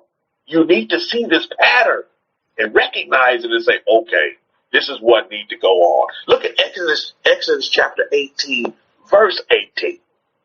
It says this, I read from the Abrahamic-Faith Bible, or the Hindu Hebraic Scrolls. And now all the people witnessed the thunderings and the lightning flashes, the sound of the shofar, and the mountain smoking. I mean, there's a lot of things going on here. And if you get into our other ancient books, you'll realize that during this time, this was so intense that a lot of Hebrews actually died. They fell dead. Think about this for a minute. They actually fell dead and had to get revived. They're like, whoa, this is way too much. It's too intense. And this is why I understand why Hakohi writes in his emails. He say, I'm going to give you this, but can you handle it? Because a lot of folks just can't handle it. It's too intense. So you got all these things going. And so they said, and when the people saw, again, still reading from, Exodus 18 and 18, and when the people saw it, they trembled and stood afar off. They had to back up. Like, wait a minute. I need to take this all in. Let me whoosh-ah this for a minute. Wax on, wax off. Man, there's a lot of stuff I'm seeing, and I'm just watching all this, and I can't believe it, what I'm seeing going on here, and I can't believe that I'm here, and I'm just so overwhelmed, Rabbi, and it's just too much. Too much food. And then you look at Exodus chapter 18 and verse 19. And they said to Moshe, this is one you need to highlight. For all you highlighters, this is one that needs to be highlighted, circled, asterisk, put in on a billboard. This is the one right here. And they said to Moshe, you speak with us, and we will hear. But let not Elohim speak with us lest we die. You know why they said that, lest we die? Because a lot of them did die. This is why the Torah said that a lot of people don't get this, because they don't dig into it and go into our other books, our ancient books. But yeah, a lot of Israelites, a lot of Hebrews, they weren't Israelites at the time. A lot of Hebrews actually just fell out dead. Because it was just so intense. It's just too much, and people can't handle it. And, this is how we have a lot of Israel that's waking up now. They're waking up out of their slumber, and the IDI is off. The IDI is off. Their information is off, their direction is off, and their instruction is off. So the IDI is way off. Why? Because they're waking up. Yeah, this is a lot of stuff to take in. You mean to tell me that I'm not this Christian? You mean to tell me that I'm not this African American that they said it was that's on my birth certificate? Excuse me, that I'm not this black person that's on my birth certificate and blah, blah, blah. I'm not all this. I'm actually a person of the books. And by the way, who told you were a person of the books? That'd be step number one in your process of who to listen to. But again, so look at what the Hebrews said. They said, no, Moses, you tell us. In Exodus 18 and 19, you speak with us. See, this is where a lot of folks, a lot of Hebrews that's waking up today are missing it. Is they're letting the wrong people speak to them. How many of you have been a party to that? You're listening to the wrong people. The wrong people were speaking to you. Thus, it threw off your direction, and your instruction was just out there in left field somewhere. This is why you need to give thanks and look at the pattern that we see here in our Torah. Moses needs to speak to you. What you say, Rabbi Kefa? Moses is not on this earth anymore with us. So who speaks to us? The descendants of Moses, the descendants of Aaron and his sons. They're going to be the ones that's going to speak to us. See, there's a lot of people are missing this today. I say people, but I'm saying Israelites that are waking up. They miss it. So a lot of them speaking for themselves. A lot of them, they just get wrong information. Thus, the direction is thrown off, and the wrong information. They take poor instruction or wrong information, weird cockamamie instruction, and no direction. That's why we say there's a lot of Israelites out here who are woke. They know that they're Hebrews and descendants of the Hebrews, but then that's just it. They don't. It stops and they're like, well, now what I do? Well, we go wing it until Messiah comes. That's a crock of pig water. Or we're going to just wing it. No, that's not what my covenants say is going to go down. My covenants say that I'm going to be prosperous. I'm going to be head, not the tail. Everything I touch is going to prosper. Baruch Hashem. I want that. That's what I'm about, because that's what my covenants say. And my God says that my covenant said that, and my God promised it to me. So I'm not waiting to get to paradise to get that. I want that right now. Right, Deshaun? I want that right now. Not later. I want it right now. You see? But they can't get beyond it, because what? Oh no, well, we're gonna just wing it, and we're gonna wait on Mashiach, and when Mashiach returns in, we're gonna smack the no. You're gonna get on with your life right now and live a life of peace, love, joy, and happiness, and raise up these shepherd nations that you've been put in.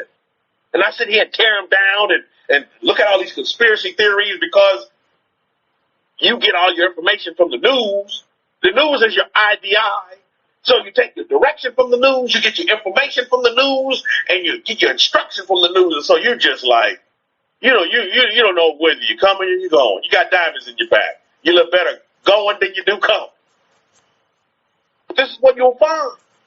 Instead of you sitting back and say, wow, giving thanks and gratitude. Now, as a Israelite, now as a Hebrew, I see the patterns in my books. I need to go back. This is just too awesome for me. Just find out, who do I speak to? I am super happy that this student's wife reached out to me and spoke to me. That she phoned me. And she's like, look, I need your help. Can you help me through this? This student's wife still wants to rekindle the relationship, but the student wants to cut it off. And I told him, I get that. I get where he's coming from right now. I can begin to, do things properly. Can this relationship be rekindled? If both parties want that. And she still wants it. But she also realizes that she needs to work on herself. She realizes that. So learn from this experience of the student of Hakohi, who, yes, he did. He acted wrong. He took the wrong direction. Now he's got to be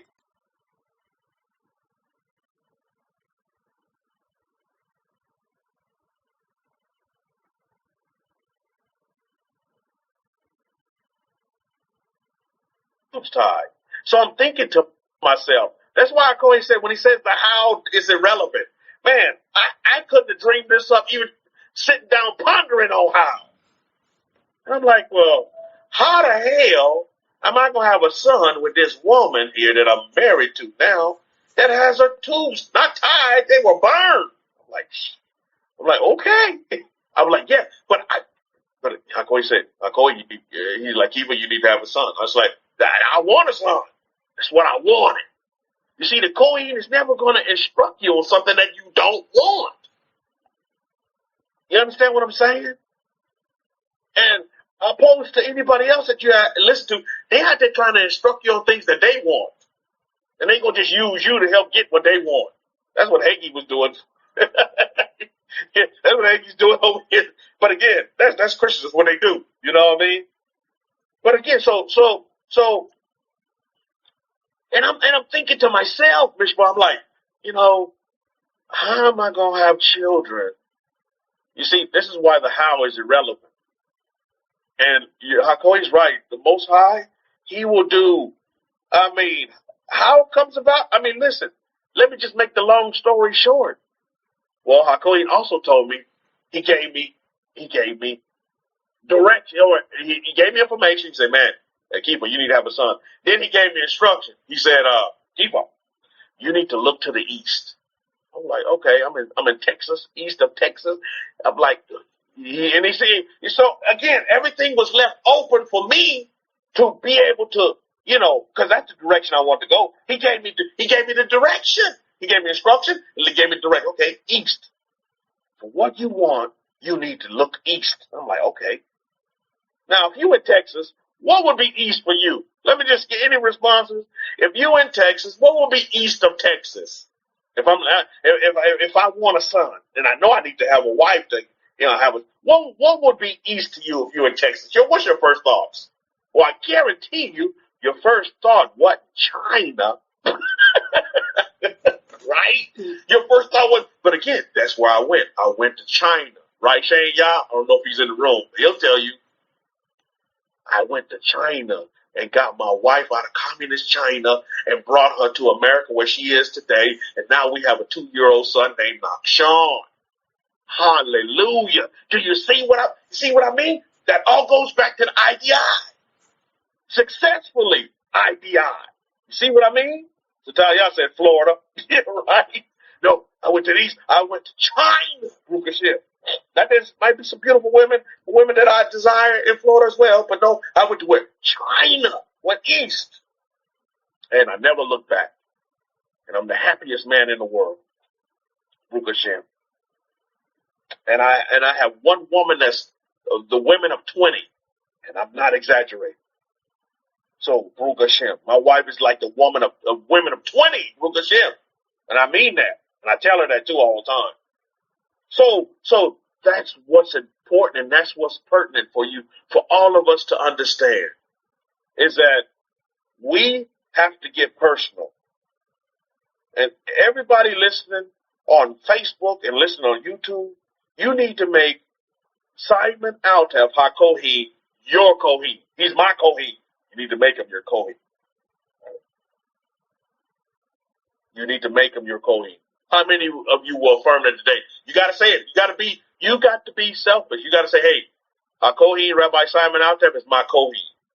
He's my Kohen. Say it. Write it down. He's my Kohen. You got to make him your Kohen. He's mine. He's mine. He's mine. That's being selfish. He's my Kohen, because he will give you the IDI formula for success. He's going to ask you what you want to do. What's your direction? Where you want to go? And then he's going to give you the information and the instruction to get you there.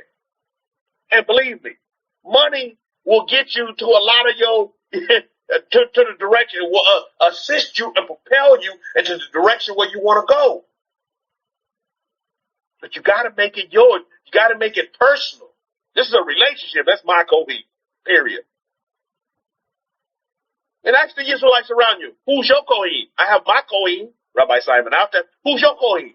You have Kohen? You see, because it's overwhelming for you to try to, well, Rabbi, I'm going to sit back and just get it from God.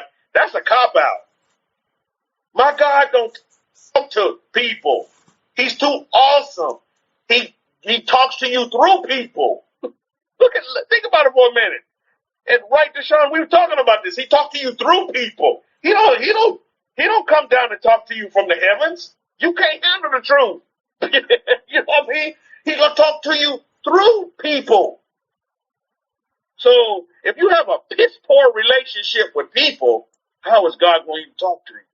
And I told that to the student of Akohi, and I was like, my goodness, if you understood that Mchokma is a woman, Mother Wisdom is a woman, and you cannot sit there and listen to instruction that's coming from your wife, how you think Mchokma is going to get through to you? You can't even listen to your wife. You can't even hear her instruction, her guidance that she's actually putting out. And the majority of the time is spot on for what you need to do and the direction that you need to take. It's wisdom in that, but no, you shut that off. You out here running, solo. And now you done heaped a whole bunch of troubles onto yourself. A bunch of situations that you got to come out of. Great experience that you learned behind all this. Well, Rabbi, we was in love. Oh, well, what does love got to do with it? So he's going through that now. And let's see if he's going to heed. Let's see what kind of practitioner he's going to be going forward. And that's for all of you. Guard this Torah. This Torah is nothing to play with. This is our way of life. This is my livelihood. I don't play with this. No game for me. Serious business, man. So this is why I don't give this out to everybody. You know what they see? The fruits of the Torah is in me. They see peace, love, joy, happiness, and I'm jolly, man. I'm happy. This big mouth, man, is gonna speak and bring positivity and positive energy to you. And that's what I'm going to attract to me. If you're negative, you won't be able to stay around too long. But that's what it's about. This is my God. This is my Torah. This is my God of Israel. This is my Moses. You know what I mean? I make it personal. Learn that from my Kohi. Make it personal. These are my covenants. And they apply to me right now. Not just I'm by and by, but this is my mind now. Ruch Hashem.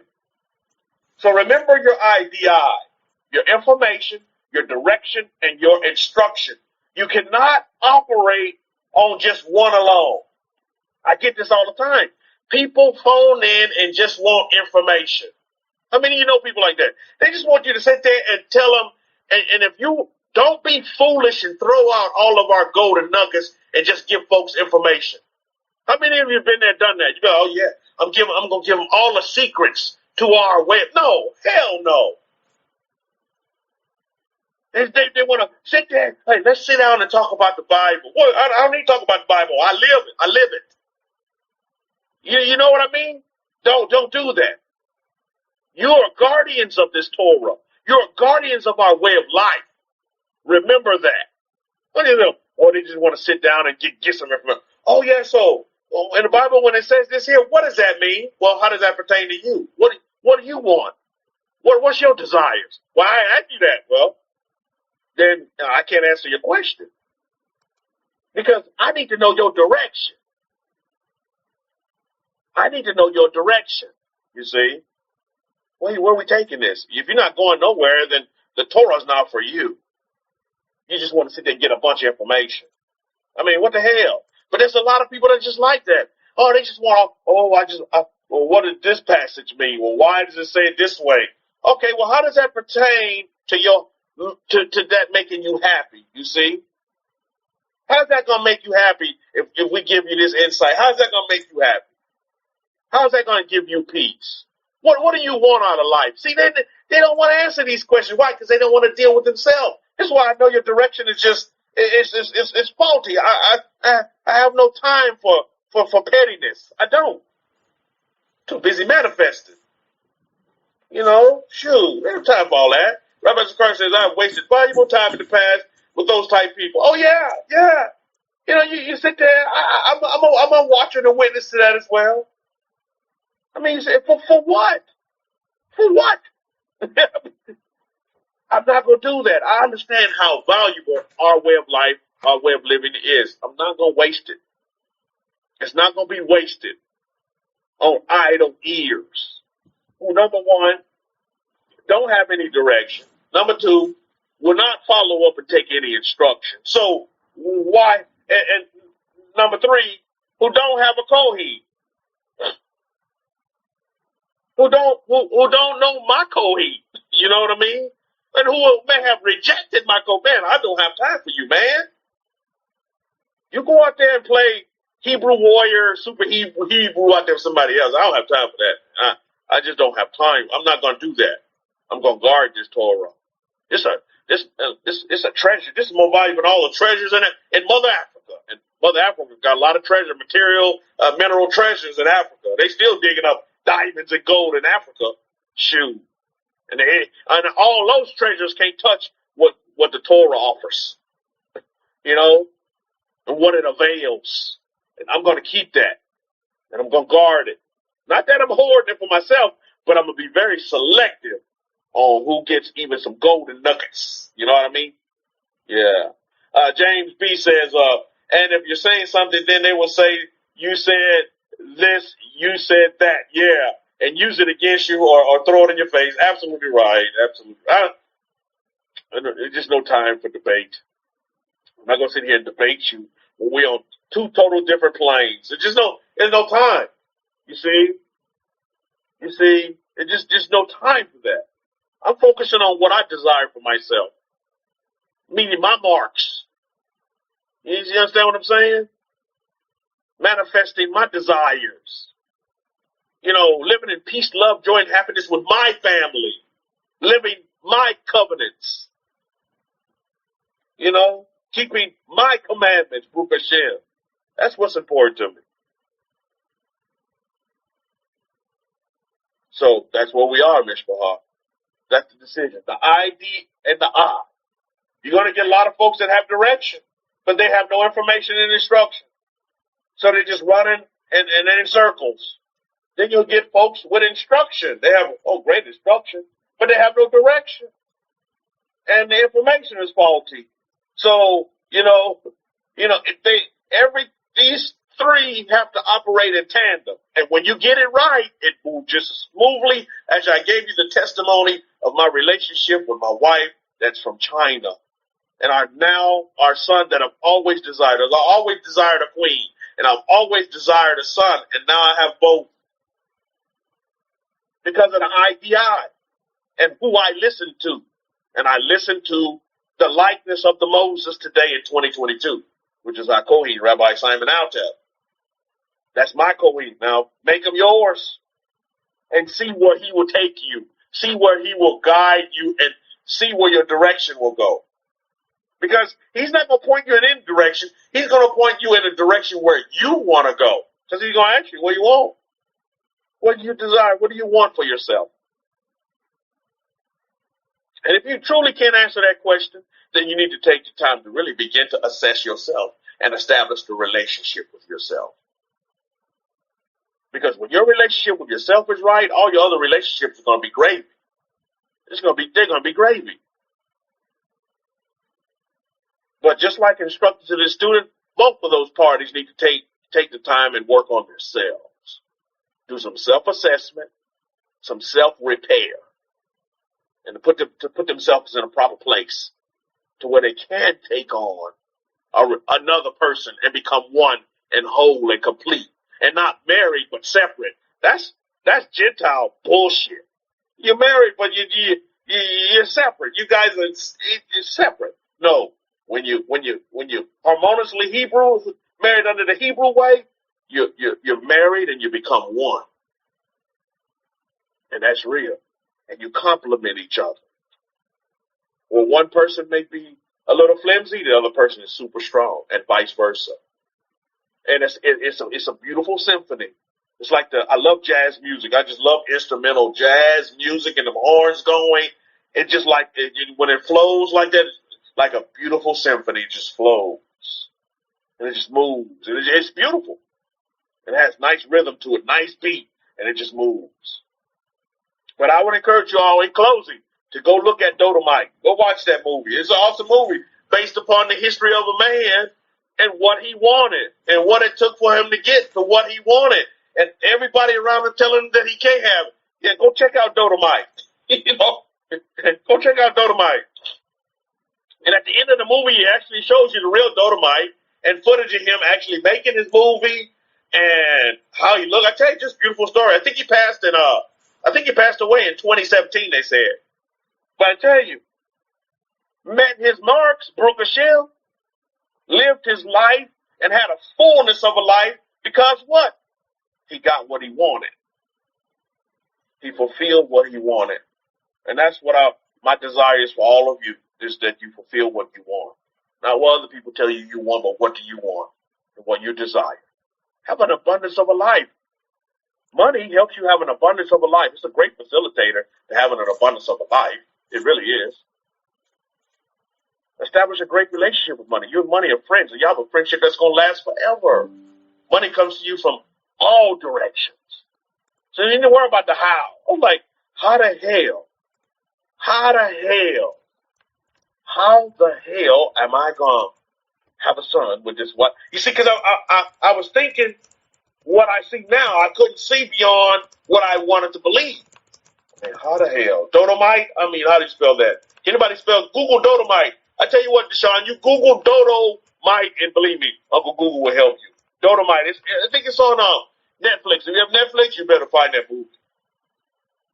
So it's a raw movie, but it's real because it's raw. In reality, I mean, it's real. That's how, Dodomite had a way of thinking, and he had a way to make a certain group of people laugh, and it worked for him. People loved him because people, at the end of the day, they want to laugh. They do, Mishpah. They want to be happy. They want to laugh. And like our queen talked about, they want to feel good. People want that feel good. They do. And you can make a lot of money off making people feel good. Tada for that, tada, y'all. You can make a lot of people, but because, I can't even talk about that this week, man. I mean, do you know how much money they're making off of the fear of people because fear is a feeling as well. It's an emotion. But you know how much money they're making off of this, this COVID, blah, blah, blah. They're making loads of money off of the fear of people. They are. Some are doing it the crooked way. People are selling all these fake tests and these fake blah, blah, blah. And it's just phony. But they're making a lot of money off the fears of people. They are. So look at it this way. You could make money off of the feelings of people. Giving them good feeling. I know, I don't want to mention his name, but he said, man, I want to make movies. Oh, you can make good movies and make people feel good. And then people are going to want to go see those things. What good energy to put out there. Movies that make people feel good, make them laugh. Because if they're watching the news, they scared and they're afraid and they worry and they're all the negative forces behind watching all this, news out there. But when you can go and watch a movie that makes you feel good, it's beautiful, isn't it? So that's where we are, Ms. Bob. We'll keep it moving. We'll keep it moving in the direction where we want to go, with information and instruction from my Kohen. And like our Kohen says, Bob is your uncle after that, you see. Or Betty can be your aunt, however you want to roll. But that's what happens after that. So on that note, I'll wrap it up. I'll turn it back over to our Kohen. I'll say Shabbat Shalom and Shalom Shalom to all of you. Welcome to the newbies in the room. Welcome here. I mean, we're not about religion here. We're just about living life, baby, and living that life more abundantly, exceedingly abundant. In Baruch Hashem. I won't settle for nothing less because that's what my covenants say, and my God guarantees it, and my God mandates it. So that's what I want, and that's me. You have to decide for yourself. But me, it's personal. We have a great relationship. So on that note, I'm gonna turn it over to our Kohen. I'll say Shabbat Shalom and Shalom Shalom to all of you. Welcome new folks to the room. Welcome. You're more than welcome to come back and keep it moving forward so you can get your IDI on.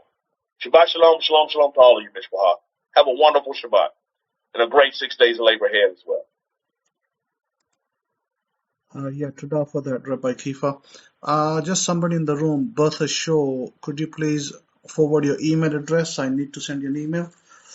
And I want to give you 2 testimonies that may be of benefit to you so you know exactly where I stand as a Kohen. Now, I have a friend. She is from a very rich background, and she messaged me about I think it was about last night, late. She came on pretty late this time over here, and she's from a very rich family. I can understand where she's coming from. And she was telling me, she told me something that kind of gave me a picture of what, how her family desires to marry this woman.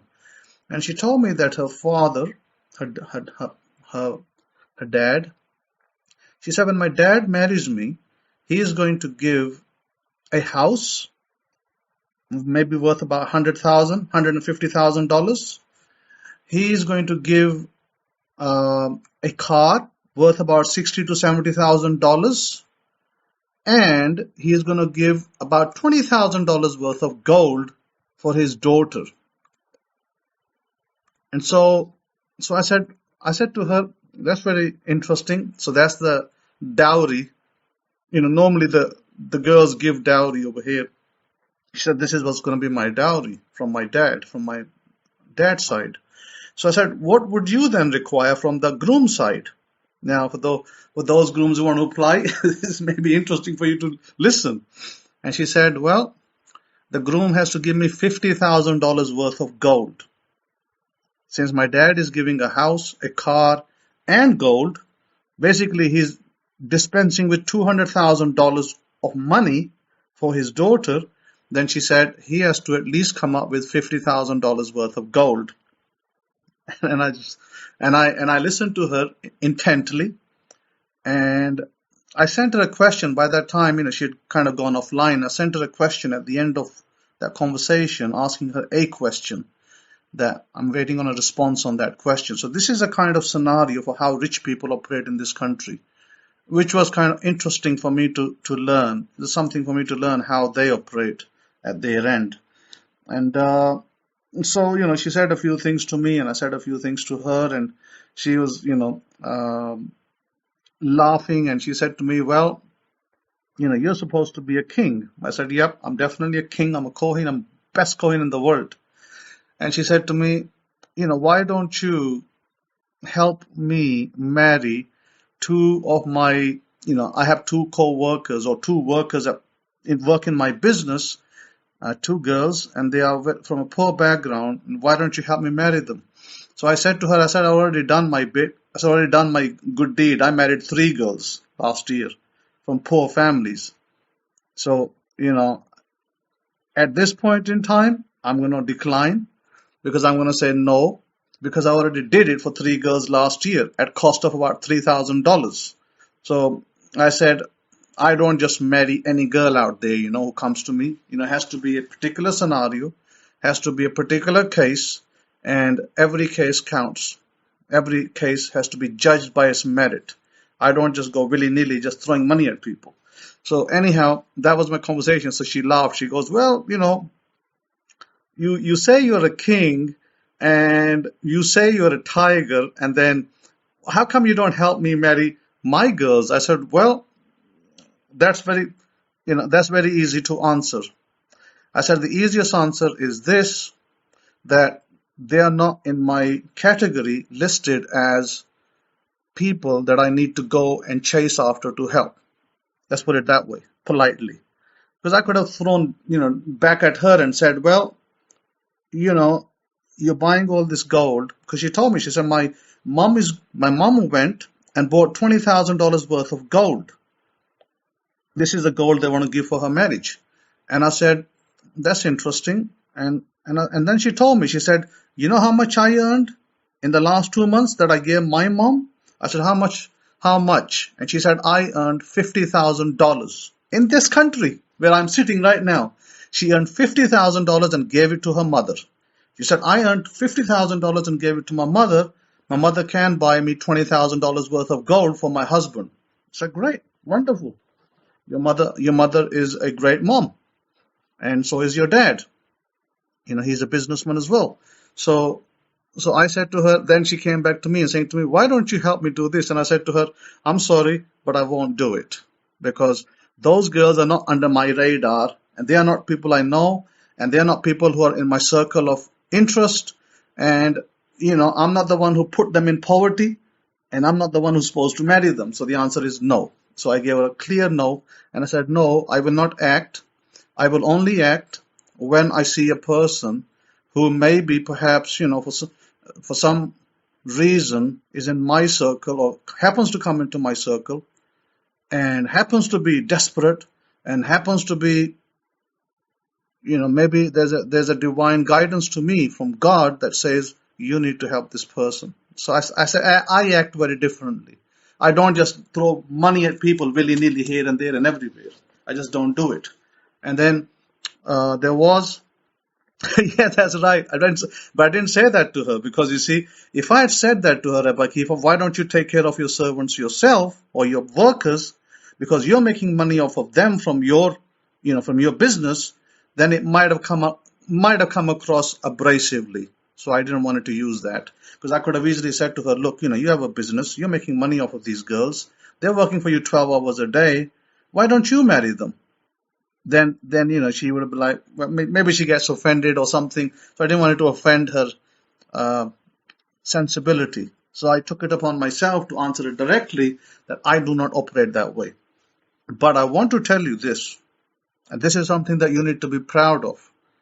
For the Kohen is a right ruling man, righteous man, and does right things in his life. There was a girl in Dubai, and this girl's husband died. The girl is probably maybe 22, maybe 23 years old. And her husband was about 24 years old from India. And her husband died. Can you imagine that? Can you imagine just being married for 3 months and your husband died from a heart attack? Unheard of. When I found out, and through a friend that she connected with me and told me, and I was shocked. I was like, my goodness, unbelievable. But if you're saying it, then it must be true that her husband really died. She showed me pictures of her husband, and I said, very sad to hear that, very, very sad. And she had become pregnant. She was now around 5 months pregnant, and she said, I'm going to abort the baby. I'm going to have an abortion. And I said, why? And she said, because I cannot afford my baby. So that's where I come in, the discussions. I said to her, do not abort the baby. Because she's from another faith in India. And I said to her, do not abort the baby. Because to me, for you to take the baby's life, you're talking about 5 months pregnant is a whole baby. People sometimes have pregnancy and they give birth to a baby at 7 months. Sometimes they give premature birth, but the baby's almost full. And it's a boy. And I said, well, I personally do not recommend it because my God does not tell me to do that. Maybe your God might tell you to do that, but mine doesn't. But her God doesn't tell her to do that either. But she obviously thought through hardship but she goes that I have a problem with finance. I cannot work. I cannot stand because I have vomiting, the morning sickness. She said, my husband died. He told me to give up my job, which was in a shopping mall where I had to stand all day in a shop, in a store. But I gave up my job because he was working, and then he suddenly died from a heart attack. And now I cannot work. I said to her, look, there's always a way, but you got to give this baby a chance to live. She said to me, well, what do you say? I said, I say you do not give abortion to this baby. Do not kill the baby. That's murder. I said, the baby is too far advanced for you to just take an abortion at this point. I say, go to an NGO. There's going to be British NGOs in Dubai. There's going to be American NGOs. There's going to be European NGOs. I said, if these Arabs can't take care of their visitors or their workers, then perhaps the Europeans can, perhaps the Americans can. They will definitely have NGOs. You need to locate an NGO that can help you to pay your fees, hospital care and all the things that happen while you're pregnant. I said, then you can save this life.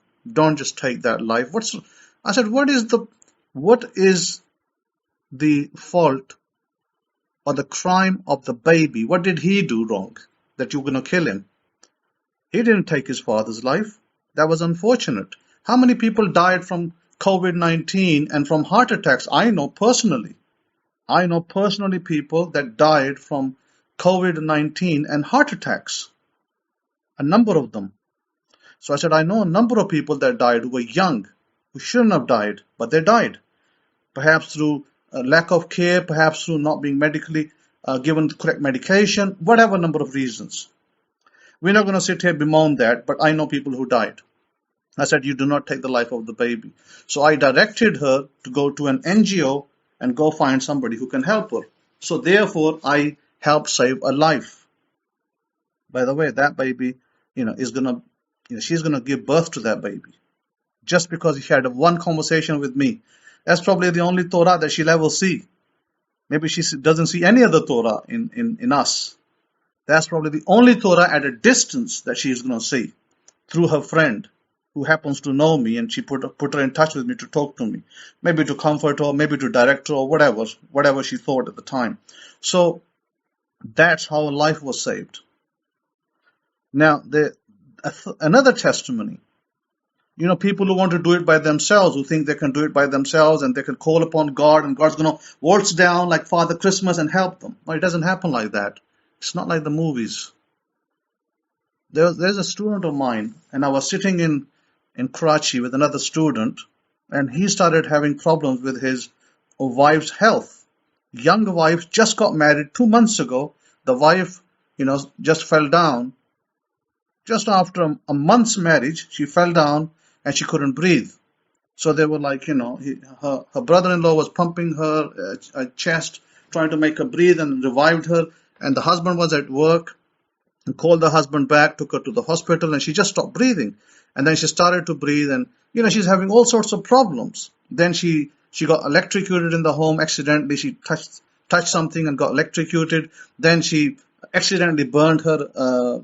She was wearing clothes, and her scarf or whatever caught fire, and all these things happening to her. And the student came back to me and said to me that I'm having some problems in my life. And my wife, she's got this, she got shocked by electric, and then she's got, then she had problem with the kidneys at one point, then she had this problem and that problem and a breathing problem. And I think that, she may have COVID-19. We don't know. We're going to do some testing. And they said, yeah, she's got COVID-19 and all that. But there was 2 people in the home. There was 2 people very negative in that house. And that was his mother. That was his elder brother. Very negative, always fighting with each other, and keep saying she's got COVID, she's got COVID, she's got COVID. They keep saying it. And she got COVID. So they projected their thought at her, and she obviously took it. And that the subconscious mind, it doesn't care, about who or what or why. It just knows how to bring it about. And she kind of took that statement in somehow, and she manifested it in COVID. Then other problems, and my student didn't know, supposedly very spiritual, didn't know whether it's coming or whether it's going. He asked me, sent me a message, said to me, Rabbi, I'm having a lot of problems. My wife is on the verge of, all sorts of problems. Hospitalization, problems, this, that, and the other. I don't know what to do. And I need some guidance. Has somebody done any witchcraft on us? On my wife, maybe my family. But he told me that his mother is very negative, and so his brother as well is very negative. And they kept saying it, that she's got COVID, and she did get COVID. So I said, okay. So I was sitting with my student, and I made a statement, and my student laughed when I was sitting with him. I said, the poor fella, I said that my poor student is only got one wife, and is having all sorts of problems with her. He just got married, and poor girl, if she dies, he's going to be heartbroken because that's the only wife he's got. And he laughed. He laughed at me. He said, you mean he's only got one wife? I said, yeah, he's only got one wife. And my student only has one wife in Karachi as well, where I was sitting. But we were kind of laughing because the way I phrased that comment, it was quite funny in our language over here. And so I said, I've got to help him. We can't let her die. I said, I've got to pray for this woman because I can't let her die. Because, what will happen to my student? He'll be like heartbroken because it took him a while to get married. And then once he got married, he got all these problems. And apparently, listen to this, the girl's father is a pastor. Couldn't do nothing for his daughter, nothing at all. No prayer of his would work. No prayer of his would work, and nothing they did would work for this girl. She's had problem after problem after problem. So today, the student, he sent me a message saying to me, could you please check with the heavens, what is the problem? Why am I getting all these issues? So I did. I made a call to the heavens before my class, and I gave him the answer. And the answer I gave him was exactly what had happened. I didn't, I'm not there. I'm not sitting there. I don't know what the family is saying or doing. I don't know what his wife is saying. I don't know what his brother is saying. I don't know what his mom is saying. But the answer I gave him from this distance, it was like 100% accurate. He confirmed it. He said, yes, what you have said is 100% true. I said, look, this is what I was given from the heavens. This is what I've been told. You got XYZ going on. You got this problem. You started to do something and you didn't finish it. And then blah, ABC didn't happen. DEF should have been done. You didn't do any of that. That's what I've been told. Now you tell me. I said the angels never lie. The Malachim never lie. So you tell me what part of the information that I gave you is not true. He said, everything you said is true. Rabbi, everything you said is true. It is exactly so as you said it. And yes, I made this such and such and such mistakes, and I will rectify them. So I told him, I said, well, I prayed for your wife. She will live. Do not worry about herself. She will live. She won't die. But as far as the other matters go, you need to fix those matters as soon as possible. I gave him some remedies. Right out of our Torah, and I told him, this is what you need to apply. Here. Apply these, and your problems will disappear quite quickly. And he said, okay, I will do that. So point being, the Kohen has value. I'm the best Kohen in the world. I can guide you sitting 10,000 miles away. I don't need to be there. I don't need to sit there and see what's happening. I'm already told what's happening, where I am. So my point is this, that heed the instructions. Knowledge is not enough. Knowledge is not enough by itself. Unless you heed the instructions and you act on it, you cannot be successful. In order to be successful, you need to heed the instructions and apply. I can give you the instructions, the rest is up to you. So, like I said, that our books, our holy books, have many things that are said in there, but they are hidden. They are hidden from people's eyes. They cannot fathom what those things really mean. So they you can give 100,000 Bibles, 100,000 Bibles to a pastor.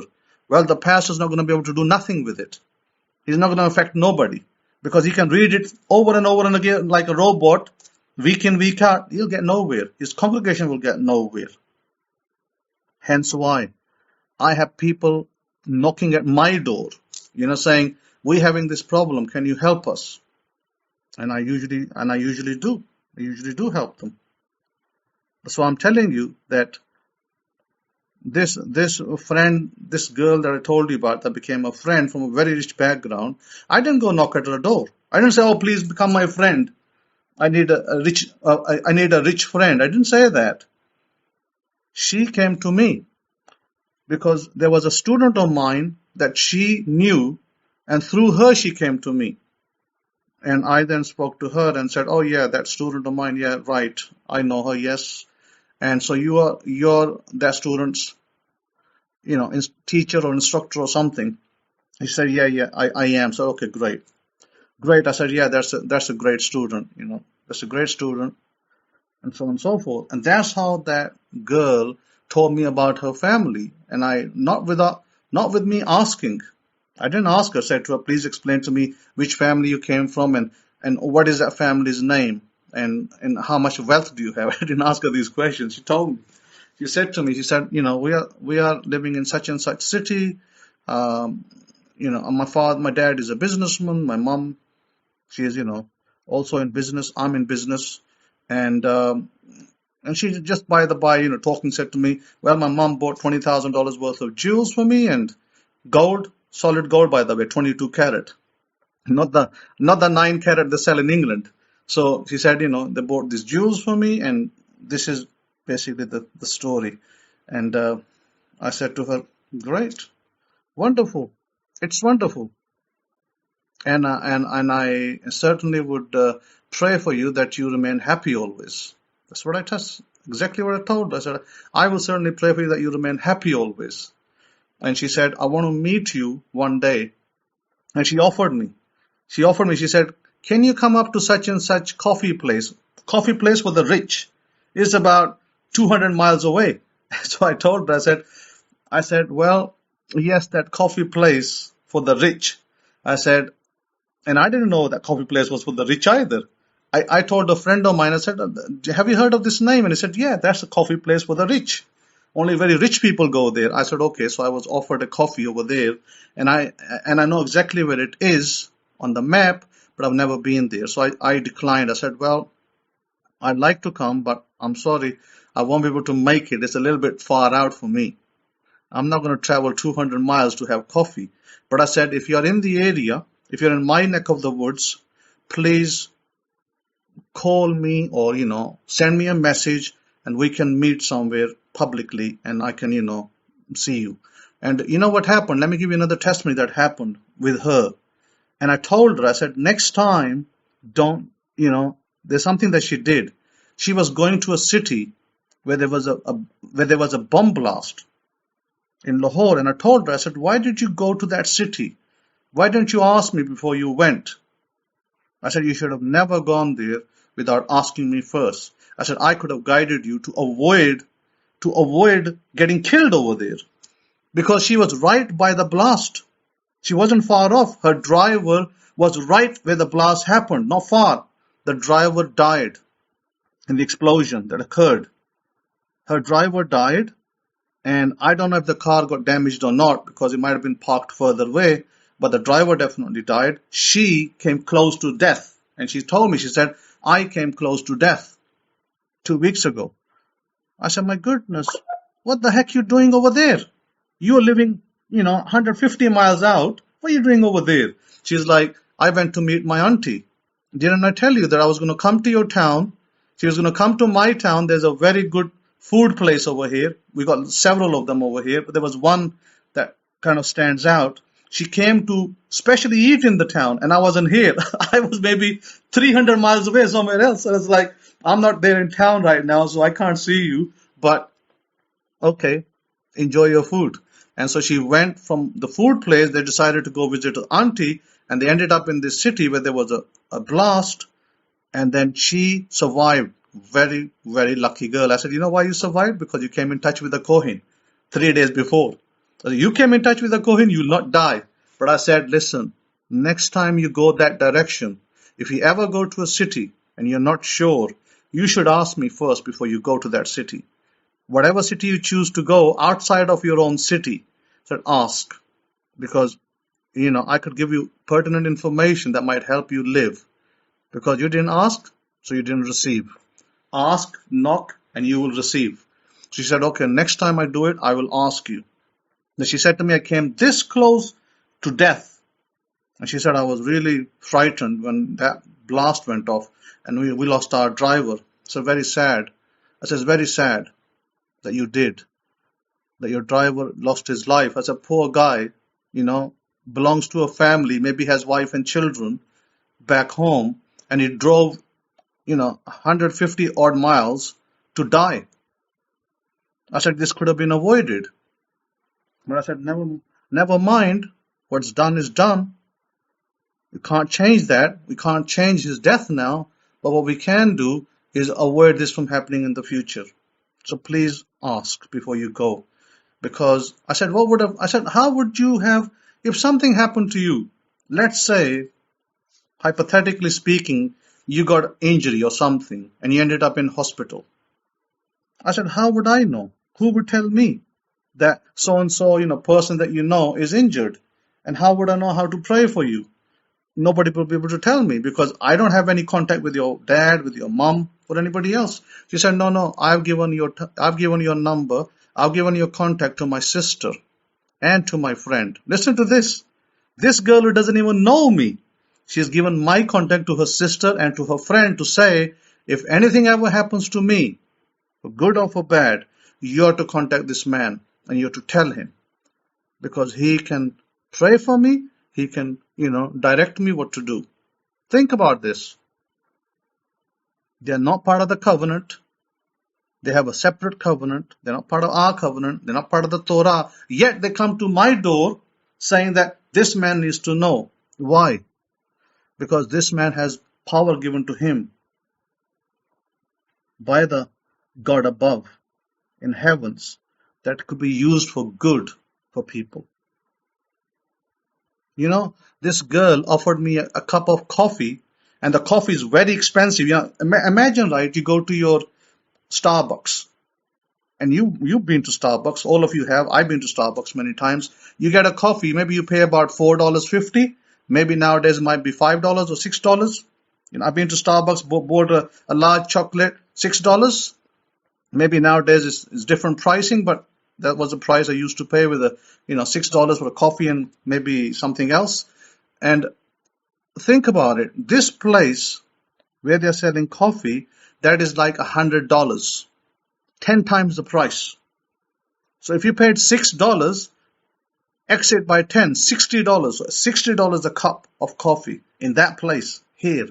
And I was like, well, she goes to me, I will pay for it. I kind of smirked. I said, well, she's talking like I can't make my payment.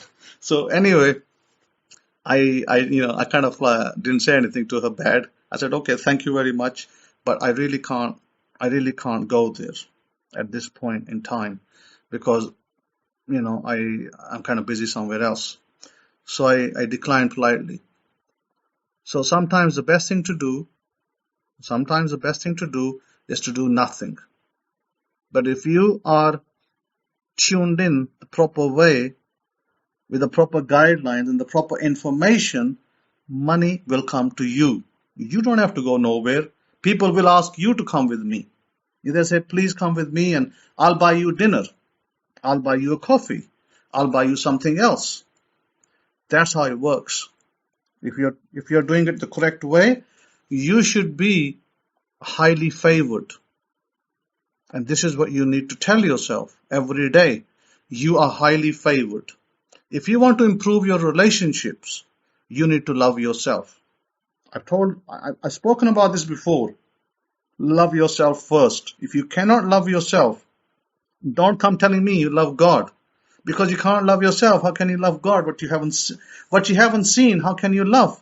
If you cannot love what you see, how can you love what you've not seen? So this student of mine, I don't even know who he is. Rabbi Kefa probably knows him. And I probably know him as well, but I don't know the name because Rabbi Kefa didn't give me his name or his wife's name.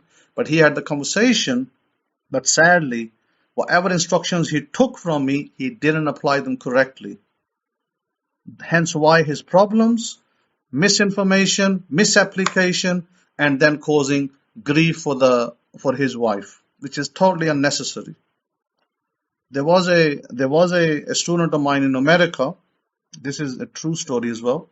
There was a student of mine in America going back a couple of years, 2-3 years ago, and he was already married to one woman, and he wanted to get a second wife, but they were between two different states. And so he came to me, his wife came to me actually. She wrote to me, said to me that my husband wants to get married to the second woman, and Rabbi Kefa, you know that woman as well. You may have spoken to her, and said to me that he wants to marry the second woman, and she's from Maryland. Remember the girl from Maryland, Rabbi Kefa? So I said, why do you want to get a second wife? And he's like, well, he had his reasons. He was a trucker and he traveled between states, and he thought, he could manage his two wives. And I told him, I said, look, I told him, I said, look, it's not going to work out for you. Don't do it. Because if you're a trucker, how are you going to give time to your two wives? You got one wife in Maryland, supposedly, and another one somewhere else in another state. I said, it's going to cause you problems because one, you're going to need more finance. Two, you're traveling between states and you might be away for many, many hours and neither of the wives going to see you. You might travel to California, neither of the two can see you. How's that going to work out for you? So I said, my advice is do not do it. But his wife came to me, his first wife, and insisted. She said, well, he's adamant, he wants to marry and so on and so forth. And so Rabbi, he wants to do a Torah marriage. And I still advised against it. But she was adamant that it had to be done. And in the end, in spite of me telling them not to, they wanted to still do it. They got married. The two of them got married. He got married to two separate women. And it wasn't even 3 months. 3 months were not up. And he came back and said, I want to divorce one woman. I think it was about 2 weeks later, actually. Can you believe that? 2 weeks later. Then I can believe it because I told him, don't do it. And he came back 2 weeks later and said, I cannot keep the second wife because having all sorts of problems. I told him, I said, I told you, don't do it. You should not have done this. And now, I said, you're only 2 weeks into the marriage and you want to remove that woman already? What kind of testimony are you leaving? And then, that was the last I saw him. He left me after that, and I never spoke to him again. I never spoke to either of his wives. Meaning that, people take instructions, they misapply it, they misuse it, and they use that to try to put somebody else down. In other words, the Torah is used incorrectly to put other people down, and then the blame comes back on the teachers saying that they didn't teach these people correctly. What kind of Hebrews are you? Well, the kind of Hebrews we are, very righteous, very kind, very loving, and very giving. So that's the kind of Hebrews we are. But having said that, when you take our books and our covenants and misapply it, misuse it, use it to belittle people or to create your world of fights and arrogance, then you cannot come back to us and say, what kind of Hebrews are you? Because the kind of Hebrews we are, there's none that lives. There is no person on this earth that can come even close to me.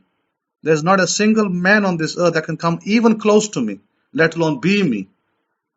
Not yet born, and will never be born. Not even my son, who's probably going to be born in the future, will be like me. My point, I'm the only Kohen in the world who is the number one, the best Kohen. I'm the best instructor, the best teacher, the best guide in the world. And none is close to me. And so I said to the girl, I said, you know what? I am the best person in the world. No one can come even close to me. I can touch what you can't even reach. I said, with all the money in the world that you have, you cannot even reach the places I can reach. I can touch the places you can't touch. But that doesn't mean that I'm going to misuse my power and my abilities. I will always use my information, my abilities for good, for kindness, to help people. I don't really care if they're Gentiles. I don't care if they're Hebrews. I don't care what society they come from. I am here to help them. That is why God has put me on this earth. He's not put me on this earth to belittle people or call them names or say, your religion is bad and mine is better. I'm not here for that. That's not me. That's not us. And that's how we are. That's the kind of Hebrews we are. And Rabbi Kefa, he will tell you what kind of Hebrew he is. He already told you. God has made some covenants with us. They are our covenants. They are for our blessing. We are supposed to be the head and not the tail. We are supposed to be lenders and not borrowers. So that's the kind of covenants that we deal with and we have. And we live by them.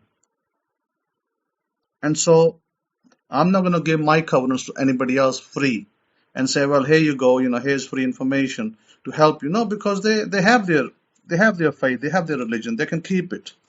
I'm happy for them to keep it. I don't need them to convert over to my faith. I don't advise them. so they can stay out there and they can be happy with their families. Why create problems in their life?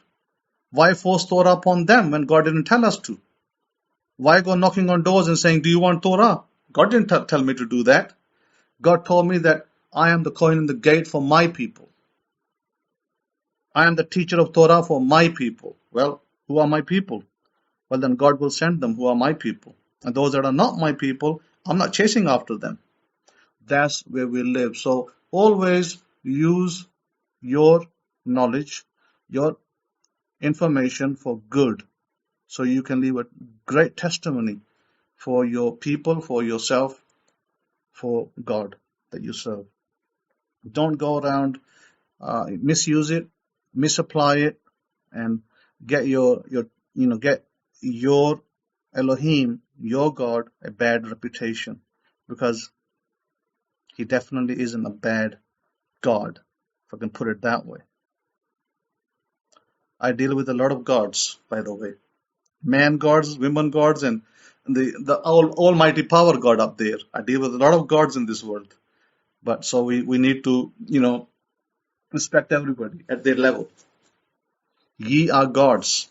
Ye are all powers at different levels. You're all operant powers. You all have divinity within you. How you apply it is up to you. So with that, I'm going to say goodbye. Have a wonderful Sabbath if you celebrate it, and have a wonderful day if you don't. Either way, have a wonderful day. And until next time, Rabbi Kefa, you can send me the lecture, because I think I did cut out a couple of times. So I can then take the portion that you spoke and apply it in my list. Thank you. Have a great, wonderful day. Shabbat Shalom and Shalom Shalom.